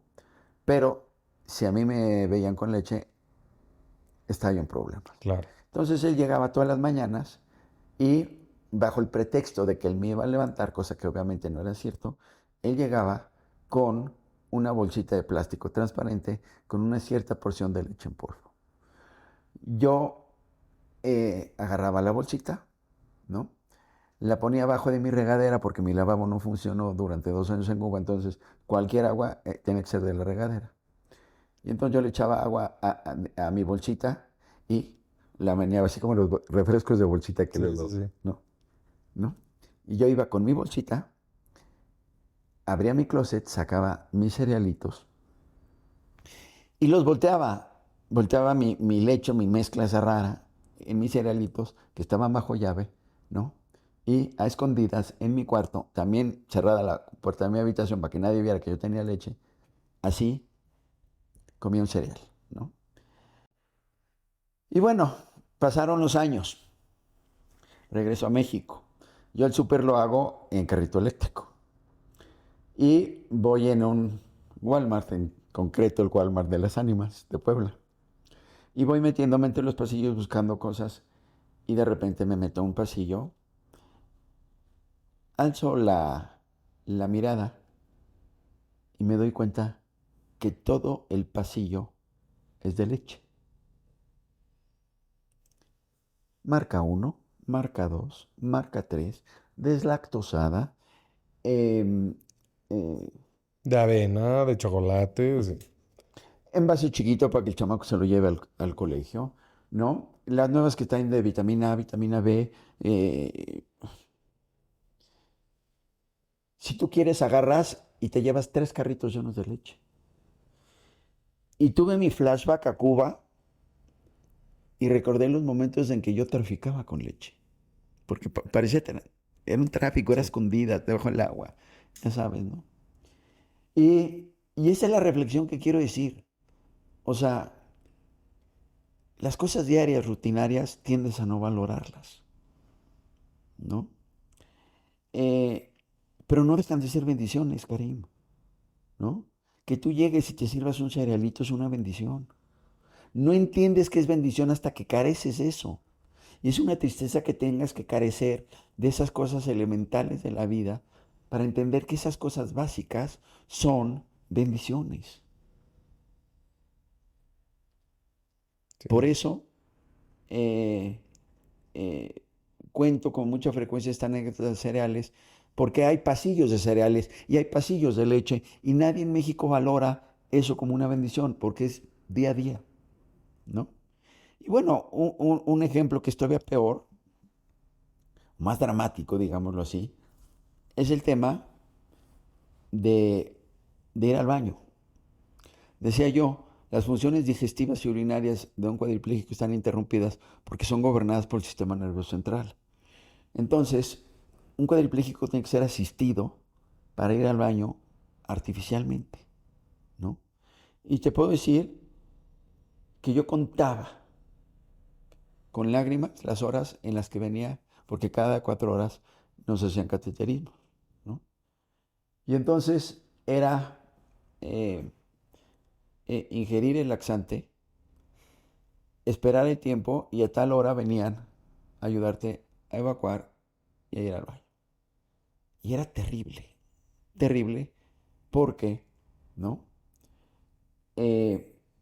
Primero que nada viene un ejército de gente, porque tiene que venir la enfermera a ver el procedimiento, tiene que venir camilleros a acomodarte, tiene que venir gente de intendencia a atender el lugar.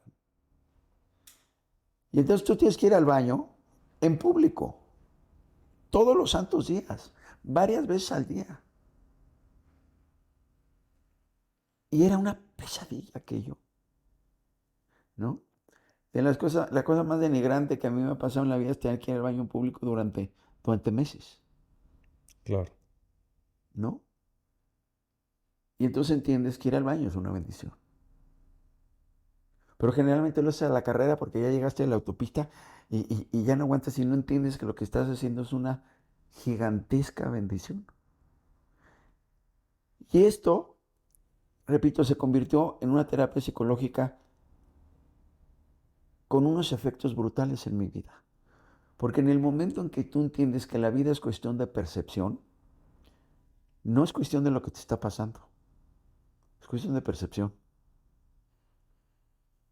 Y tú tienes la capacidad para ver la parte de tu vida que te conviene, eres capaz de superar cualquier cosa.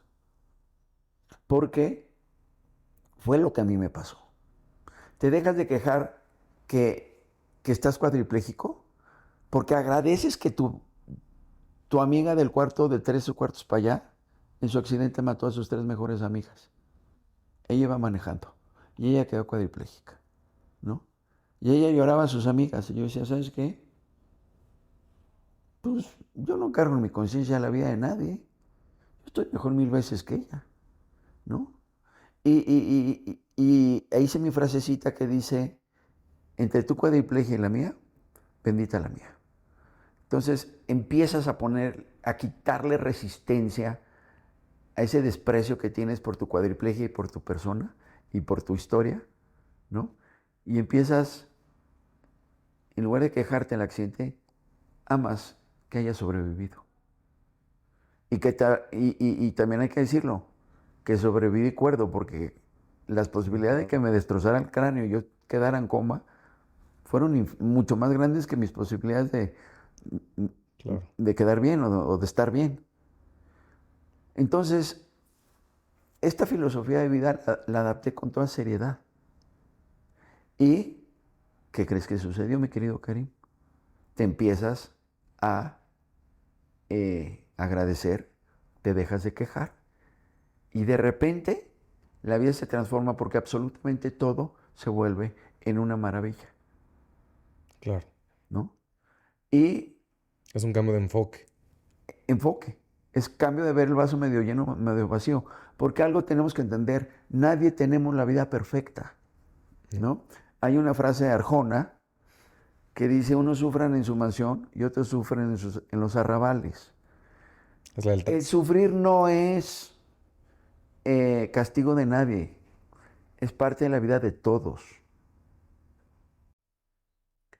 Eh, la única diferencia es que a unos les tocan un tipo de sufrimiento y a otros otros. Pero el sufrir es parte de la vida. Y tenemos que entender esto, ¿no? Cuando yo me sentía mal, la mejor de las terapias era subir a pediatría. yo ya conocía mucho las historias de los niñitos, a las mamás, etcétera. Y bueno, hubo ciertas personas, una niñita de 15 años que se llamaba Flor de León. eh, y bueno, yo llegaba a pediatría y no hacía otra cosa más que ver a los niños, ¿no? Eran niños que nunca iban a caminar porque tenían algún tema motriz complicado. Y yo decía, a ver, explícame tu drama. 33 años tuviste motricidad perfecta. Ese niño nunca ha sabido lo que es caminar. Ese niño nunca va a saber lo que es caminar. Ese niño está feliz, ese niño está sonriendo. Y tú te quejas. Eso se llama cobardía. Ponte los pantaloncitos, regrésate a la terapia, ¿no? Y ponte a sonreírle a la vida, porque tú tienes bendiciones que otros no van a tener. Y entonces cambias el chip, cambias la queja por la gratitud, cambias la molestia por el deseo de no solo de salir adelante, sino llegó el momento en el que yo pues me empecé a dedicar a ayudarle a otros cuadripléjicos, porque bueno, 3 años llegó el momento en que yo tenía callo, yo veía llegar cuadripléjicos nuevos que estaban apenas experimentando su cuadriplegia y le decía, ¿sabes qué, hermano? Va por aquí esta bronca. Y te van a agarrar infecciones en vías urinarias. Y te va a pasar aquello. Tú tranquilo, porque esto es así y asado. Y cuidado con aquello. Y también le hablaba a las madres y a los familiares. Ojo, porque nos volvemos dictadores, ¿no? Trátenlo con firmeza, con amor, pero cuando se salga del huacal, a ver, tranquilo, yo no te dejé cuadripléjico, estoy aquí cooperando para hacerte la vida más fácil, ¿no? Pide las cosas por favor y coopera. Entonces, bueno, esto se convirtió, yo creo que de ahí nació mi gusto por ayudar a otras personas a lidiar con sus problemas. Y después cuando la vida me ofreció la posibilidad de convertirme en conferencista, que de alguna manera tiene esa función, pues encantado. Claro. Así fue. Oye, tú dices que cuando alguien tiene un por qué siempre encuentra el cómo, algo así. Sí, eso, Karim, también fue una herramienta de gigantescas dimensiones, ¿no?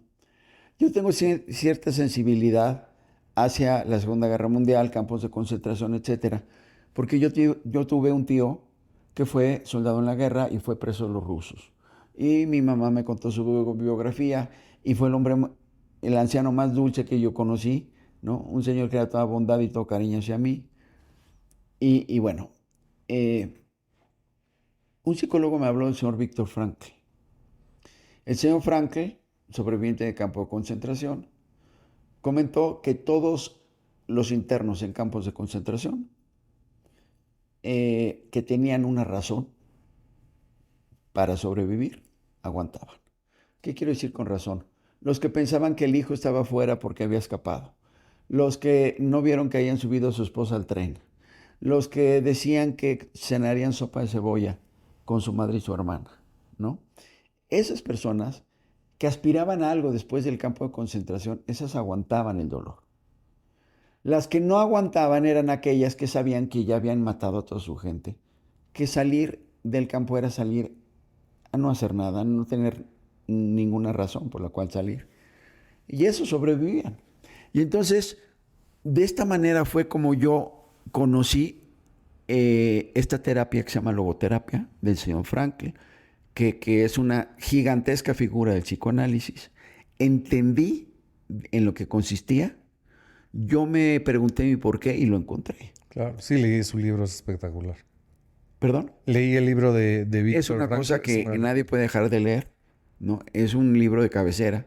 Y en ese momento yo me transformé, perdón, como ser humano.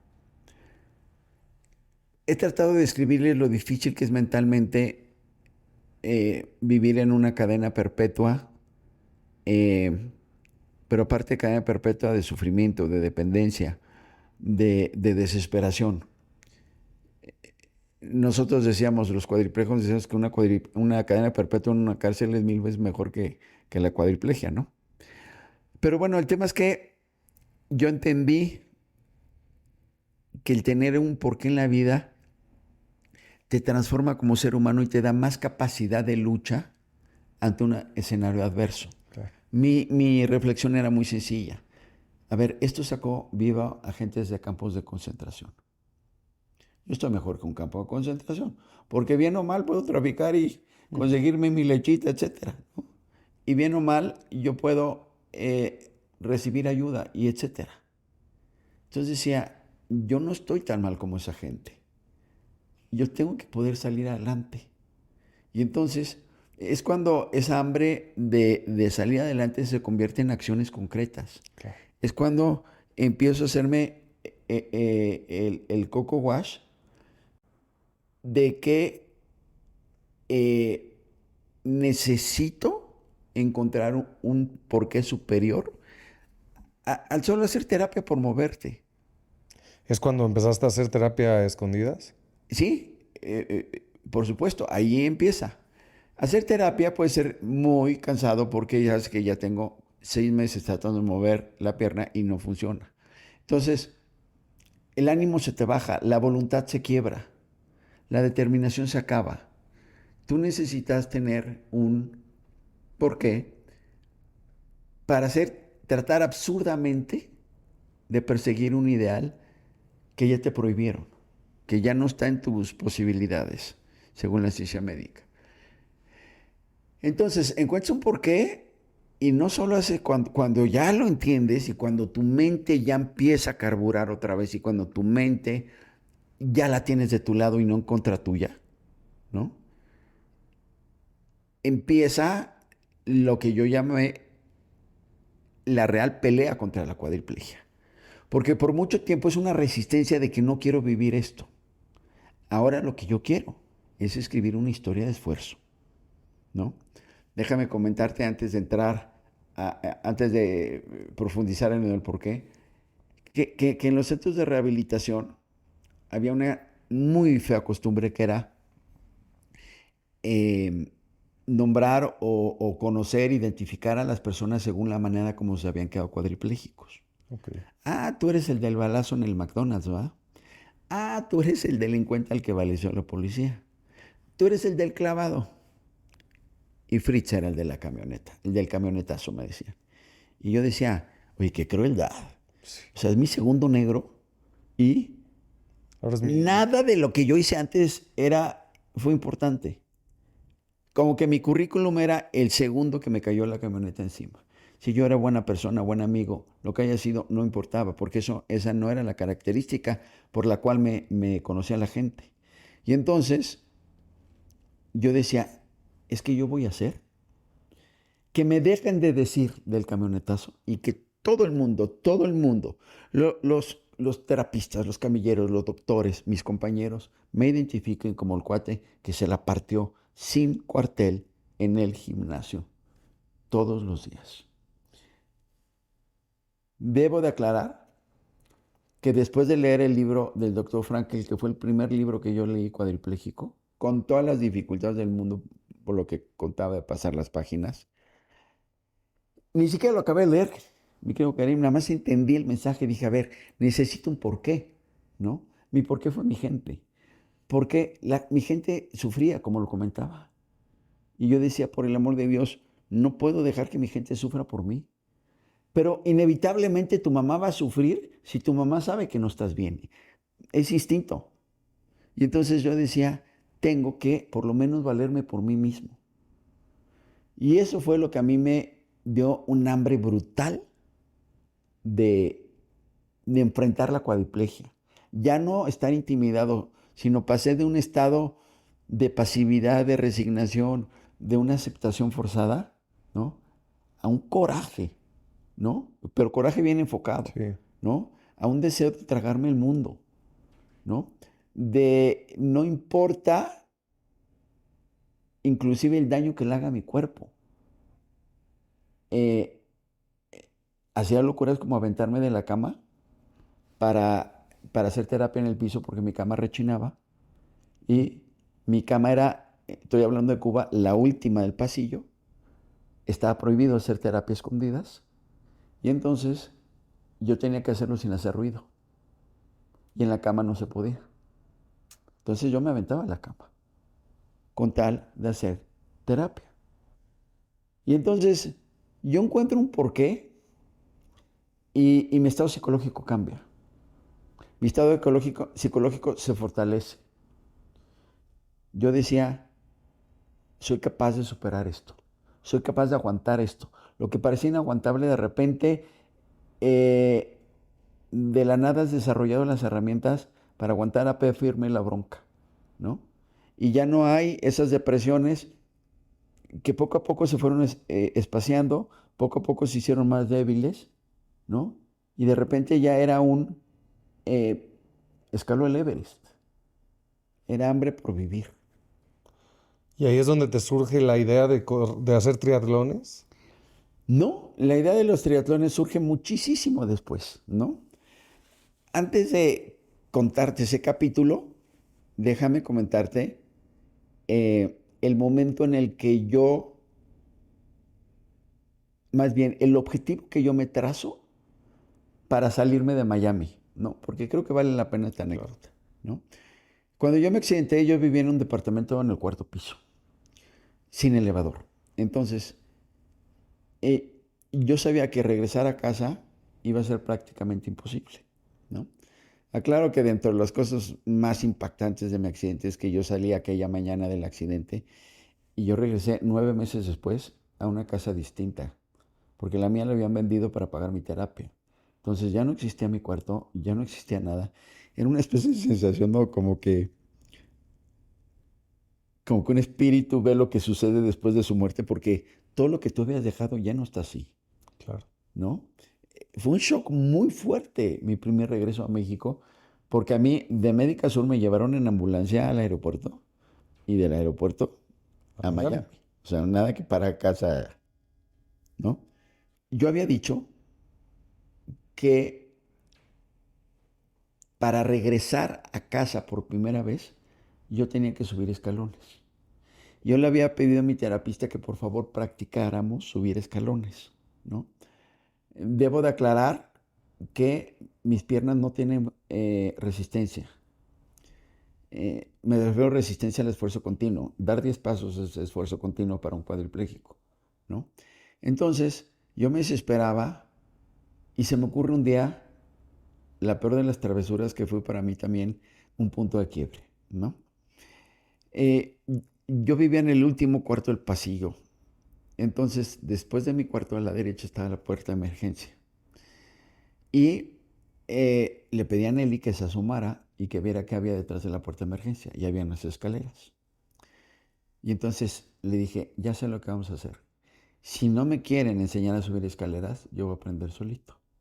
Entonces le propuse que una madrugada hiciéramos la peor de las locuras, ¿no? Le dije, a ver, debo aclarar que yo no soy una persona muy alta, obviamente, pero Nelly es todavía más chiquita que yo. Y ella no tiene capacidad para cargarme, ¿no? Y entonces le dije, a ver, vamos a hacer esto. Tú me vas a bajar de la cama a la silla. Nos vamos a ir rodando en la madrugada donde yo sé que la guardia de turno está metida en la estación de enfermería y no ven hacia el pasillo. Y vamos a abrir la puerta y vamos a practicar escaleras. Si yo subo escaleras, iniciamos el regreso a México. Y entonces era un tema delicado. Claro. Me caía, a ver, primero, yo no sabía cómo subir. Segundo, todo parecía así como escape de Alcatraz. ¿Qué pasaba si, estando en las escaleras, se nos cerraba la puerta? Eh, Debo de aclarar que yo no movía manos, por lo tanto, a mí los barandales no me servían. Mis piernas eran sumamente débiles y con cualquier esfuerzo me temblaban. Y entonces, pues de instrucciones, hice el plan a detalle. Nelly me sentó en la silla y nos fuimos. Previamente, esa tarde, checamos si había alarma, ¿no? Porque pues, las puertas de los hospitales gringos tienen esa barra que al empujar la barra se quita el seguro y se Sí. abre, ¿no? Y entonces yo le dije a Nelly, oye, checa si tenía alarma. Entonces checó, no tenía alarma. Intentamos la locura. Nelly me baja, casi casi pues, me jala de la cama, yo caigo mal en la silla, no pasa nada, empújale y llegamos a la puerta de emergencia, que estaba a metro y medio de la puerta de mi cuarto, y la abrimos, no suena la alarma, todo perfecto, conforme a plan. Le dije, Nelly, empújame hacia la escalera porque de la puerta hacia donde estaba el primer escalón había un poquito. Tú quédate en la puerta, no se va a cerrar. Yo me encargo de pararme y a mí me amarraban a la silla de ruedas con un velcro porque no tenía yo control del torso. Al principio, cuando estoy contando esta anécdota, yo ya medio controlaba el torso. Entonces, ese velcro, pues era ayuda para todo, ¿no? Para seguridad que no te cayeras. Yo ya había visto cómo los terapistas me aseguraban. Entonces, eh, yo lancé el velcro, lo agarré del barandal, me amarré y le dije a Nelly, Nelly, me levanté de la silla, Nelly, suelta la puerta y que la silla bloquee la puerta y vente detrás de mí, ¿no? Porque yo no sabía qué iba a pasar. Y entonces, bueno, en esos tiempos eh, yo no podía levantar las rodillas, sino que yo caminaba cadereando. Ujú. O sea, aventaba la pierna, ¿no? Y la pierna salía literalmente así, una especie de semicírculo y caía adelante, ¿no? Y entonces cadereaba, pero no es lo mismo caderear en un plano que para arriba. Claro. Entonces, eh, caderear hacia arriba era mucho más complicado y yo estaba amarrado con el cinturón de velcro, lo cual de alguna manera me limitaba. Pero entre intento y intento de repente sale y ya está arriba una pierna sobre un escalón. Y entonces, a ver, esfuerzo, ¿no? Tensa la cadera y sube el escalón. Y lo logré. Y la adrenalina empieza como loca. Siguiente escalón. ¡Bum! Vale. Y el segundo, ¿no? Y el tercero. Entonces, el cinturón de velcro, en lugar de convertirse en seguridad, se convertía en freno porque yo ya había subido y estaba agarrado en la parte de abajo del barandal, ¿no? Las uniones del barandal hacia la pared, ese pedacito de metal que estaba ahí, impedía que yo subiera. Entonces le dije a Nelly, Nelly, zafa el velcro, ¿no? Zafar el velcro implicaba que si yo me iba de espaldas, ¿para qué quieres? ¿No? Y Nelly, entre que me agarraba, zafaba el velcro y le dije, Nelly, amarra el velcro en el siguiente, pues no sé cómo llamarlos, pero creo que me debo entender cuando digo que la pieza de metal que agarraba el barandal Sí, claro, a la claro. pared, ¿no? Zafa el siguiente, zafa el velcro y ponlo en el siguiente Tubo. lugarcito ese. Y lo hacen él. Y de repente era una especie de volver a la realidad. Y era una especie de libertad de hacer lo que se me daba la gana sin autorización de nadie. Y era adrenalina pura. Y antes que te lo cuento, ya había yo llegado al descanso de la escalera, Wow. ¿no? Y ya estaba en el descanso y volteó para arriba y estaba pediatría, que yo obviamente me lo sabía bien porque, pues, como te dije, Ibas, claro. en el hospital tantos meses conoces a todo el mundo. Y entonces veo la escalera que subía a pediatría, o sea, desde el descanso volteo hacia arriba y veo. Vamos para allá. También, venga de ahí, ¿no? Nelly ya se apanica, Nelly se queda. Yo ya había perdido el miedo, ¿no? Yo tenía mucho miedo de irme de espaldas, ese era Claro. mi, Sí. ¿no? Yo ya había perdido el miedo y ya le había agarrado como que, eh, Valor. no solo eso, sino la maña para que el velcro me sirviera como que, por lo menos, que no fuera un costalazo así brutal, me Ok, medio, ok. ¿no? Y entonces subo eh, en un momento de lo más emotivo, lágrimas, coraje, llego a la parte de arriba, ¿no? Me asomo por el vidriecito de la puerta, ¿no? Veo el pasillo que yo conocía, ¿no? Y fue una sensación así de logro, una sensación de que me como el mundo, una sensación brutal de una emoción, porque hay que entender que esto no estaba en mi historia. Claro. Esto no era el script de mi, ¿no? Y bueno, las piernas me temblaban de una manera incontrolable y, oh sorpresa, entre la adrenalina y lo que quieras, pues mis piernas ya no me respondieron. Y entonces pues me dejé caer al piso. En el momento en que yo em, sentí como que logrado lo impensable, traté de bajar, ya no tuve fuerzas, me fui de escalón en escalón, casi casi golpeándome. Hay que pensar que yo no controlo muchas cosas y es la gravedad la que me baja más que yo controlar el movimiento. Y llegué al descanso y me arrastré por el descanso, bajé las otras escaleras. Eh, para pararme, cuando llegué a la parte de abajo de las segundas escaleras, me agarré de la cinta de velcro, me paré, me senté en la silla. Nos metimos Nel y yo otra vez al hospital, subí a la cama y de repente ya todo era ilusión. Porque dije, a ver, por fin voy a salir de un hospital, por fin ya no tengo que pedir todo. Hay ciertas cosas que yo ya puedo hacer, ¿no? Eh, y esto se convierte, mi querido Karim, en un ciclo virtuoso. Quieres cada vez más. Y me lo advirtieron los doctores. El día que puedas caminar con andadera, ya no va a ser el tema de la andadera. Ahora lo que vas a querer es caminar con muletas. Y cuando estés con muletas, vas a querer con bastón. Y cuando quieras, ya estés con bastón, vas a querer caminar sin nada. Y luego vas a querer correr. Y pues eso fue lo que sucedió, ¿no? Tal cual como lo describieron los médicos, en el momento en el que psicológicamente me recupero, en el que me dejo de victimizar y dejo de quejarme de la vida y entiendo que la adversidad es parte del vivir y que esto es lo que me tocó a mí y que no fue el acto diabólico más terriblemente planeado, sino que fueron circunstancias que también traían muchas bendiciones. En ese momento yo me libero de una carga psicológica terrible y paso a esa hambre de escribir una historia que fuera digna de ser contada. Una historia de esfuerzo, una historia del que se la partió, una historia de una persona que llegaría el momento en el que él estuviera tranquilo, que no hubo esfuerzo que no hizo. Sí. Y ahí podría yo contar otras 1000 anécdotas.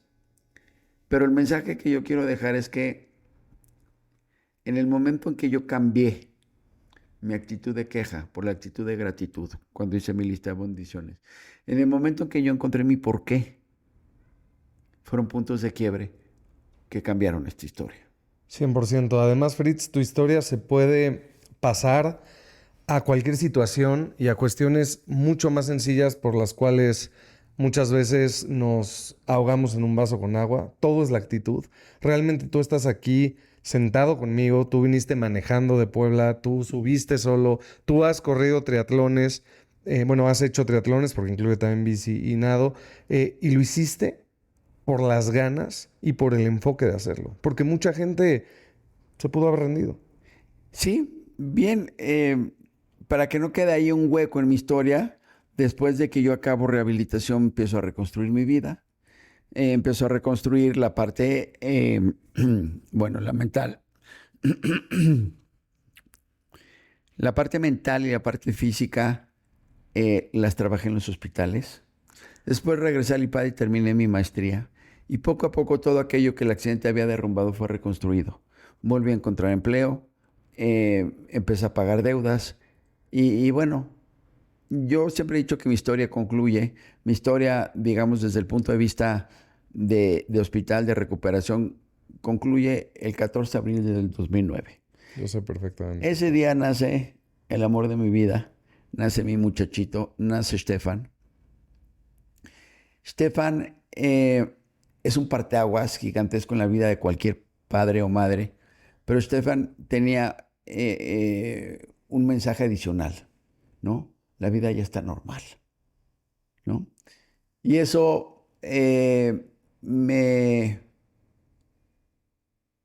me provoca una especie de, de gratitud que, bueno, hasta el día de hoy experimento en todo momento. Yo estuve en el infierno, lo saboreé con ganas.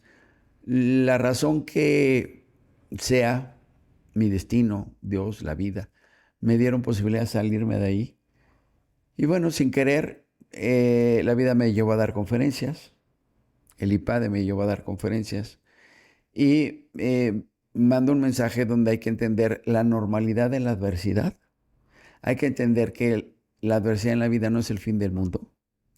Hay que entender que las camas duras hacen a los hombres fuertes y que la adversidad te hace desarrollar carácter, ¿no? La incomodidad es lo que te impulsa a seguir. Si la cama está de algodón, si nunca tienes un problema físico, si lo único que tienes que hacer es decir, es desear para que las cosas se te hagan, pues el ser humano no saca lo mejor de sí. Hay una frase que me gusta mucho, que la adversidad saca del ser humano lo que la plenitud no puede. Y paralelo vino una sensación, que es una sensación que a mi entender todo ser humano tiene que sentir, que es la sensación de logro. Una vida monótona que no tiene logro no es una vida que tenga sabor, no es una vida que tenga adrenalina. Y les decía, mi vida se convierte en atender a Estefan, en llevarlo a la vacuna, llevarlo a esto. Un día de la nada, en una alberca, en Atlisco, un joven que no me conoce y que no ve que tengo capacidad diferente me dice, deberías de participar en un triatlón. Me vuelvo loco porque la idea se me hace brutalmente atractiva. Al mismo tiempo, sonaba absurdo. Si bien yo logré una cierta recuperación física, yo soy y seguiré siendo siempre persona con capacidad diferente. Tengo limitaciones, experimento cansancios extremos con actividades sumamente rutinarias. Y bueno, aprendes a vivir con eso y nada te impide, pero pues tampoco estás como para andar haciendo carreras de alto rendimiento. Entonces representaba un reto muy, muy atractivo, pero necesito contar qué fue lo que implicaron los triatlones. Necesito explicar que yo no puedo correr porque no puedo levantar la punta del pie izquierdo porque el tibial, que es el músculo que levanta el empeine, no lo recupere.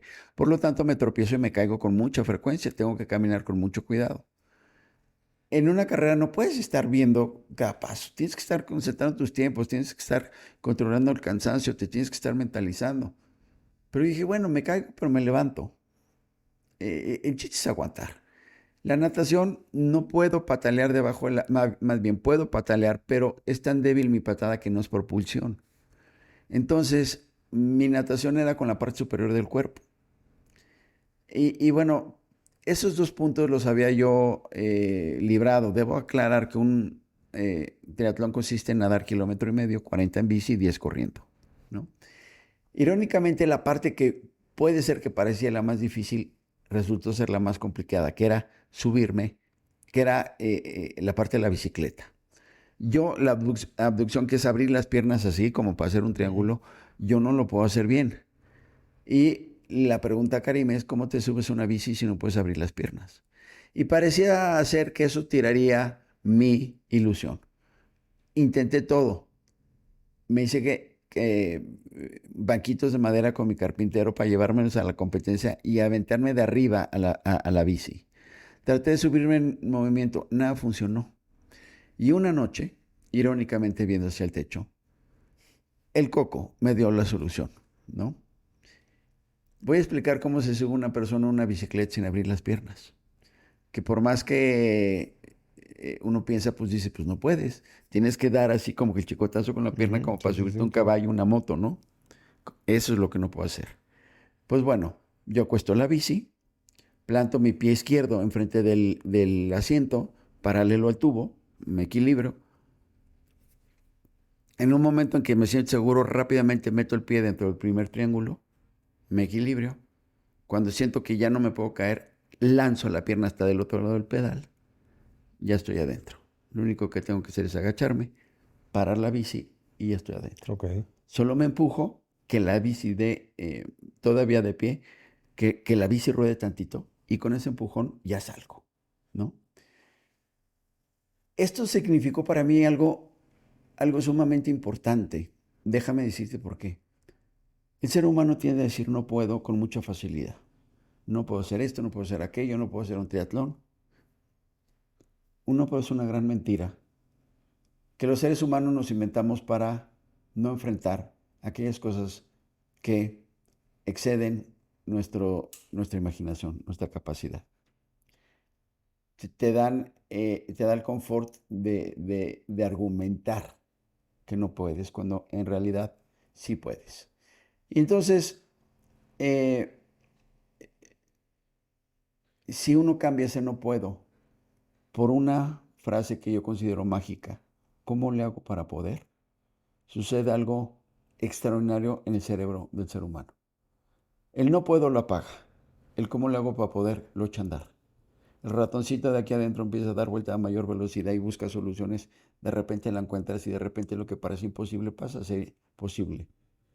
De repente aquello que no parecía que alguien pudiera hacer, lo haces. La verdad les recomiendo muchísimo las conferencias de Fritz. Si tienen una empresa, son conferencias motivadoras increíbles, donde cuenta su historia con más detalles, pero además te metes en temas mucho más filosóficos, con imágenes. Te voy a dejar para que tú lo platiques. Y además tienes 3 libros también. Es correcto. Eh, a lo largo de mi tiempo en los hospitales desarrollé cierto gusto por aportar a la vida de la gente. De verdad yo siento que es una cosa de las más maravillosas que puede hacer uno para ganarse la vida. Tratar de disminuir el sufrimiento de alguna persona o de incrementar su calidad de vida. Y bueno, desde el tiempo de los hospitales yo me dedicaba a motivar gente, a mis compañeros cuadriplégicos, y la vida me llevó a dar conferencias. Cuando a mí me preguntan de qué trata mis conferencias, yo considero que el tema central, mi querido Karim, es amor a la vida. Hay que entender algo. Esta vida es de fluctuaciones. Hay momentos de felicidad y de tristeza. Hay momentos de logro y de fracaso. Y hay que entender que las tragedias no te definen, que los fracasos no te definen tu actitud y tu amor hacia la vida, ¿no? Y cuando yo me acerco a una persona, o más bien una persona se acerca a mí para pedirme consejos, yo le digo, mira, en la manera en que tú te convenzas de que por más negro que sea el panorama, estar aquí y luchar por un ideal vale más la pena que cualquier otro escenario, es el momento en el que tú empiezas a progresar hacia superar cualquier reto, ¿no? Mis libros tuvieron la intención de llegar a públicos que nunca podré llegar para dar conferencia, por estar en el extranjero, por estar en lugares remotos donde no hay posibilidad que yo pueda dar conferencia. Y mis libros están de venta en mi página web, que es www y mi nombre, La fritzthompson.mx. ponemos aquí y tu teléfono también, donde te puedan contratar para conferencia. Y bueno, yo quisiera agradecerte mucho. Yo considero que todos los seres humanos tenemos obligación de enriquecer el mundo que nos dejaron y dejarlo un poco mejor. Y cada quien desde su trinchera, llámese dando conferencias, llámese escribiendo libros o dando espacios para que haya un intercambio interesante de ideas. Todos debemos de aportar de alguna manera y esto que hayas tenido la gentileza de invitarme para Un honor. compartir, para que la gente oiga historias que tal vez puedan ayudarles a superar su propia adversidad, es maravilloso y te agradezco muchísimo. No, Fritz, gracias a ti por tu tiempo, por compartirlo. La verdad es que te admiro mucho. Tuve la fortuna de convivir contigo un tiempo largo porque estuvimos en el Así es. IPADE y la verdad que un honor y de verdad que encantado de que la vida me haya puesto y el destino en mi camino para conocerte y pues sabes que tienes acá un amigo, te agradezco muchísimo. Gracias por la oportunidad. Y bueno, quedo a las órdenes para cualquier persona a la que mi historia pueda servir. En mi página web está mi correo personal. Yo lo contesto, yo atiendo mi página. Y pues repito, si de alguna manera mi historia puede servir, encantado. Gracias. Hasta luego. Bye.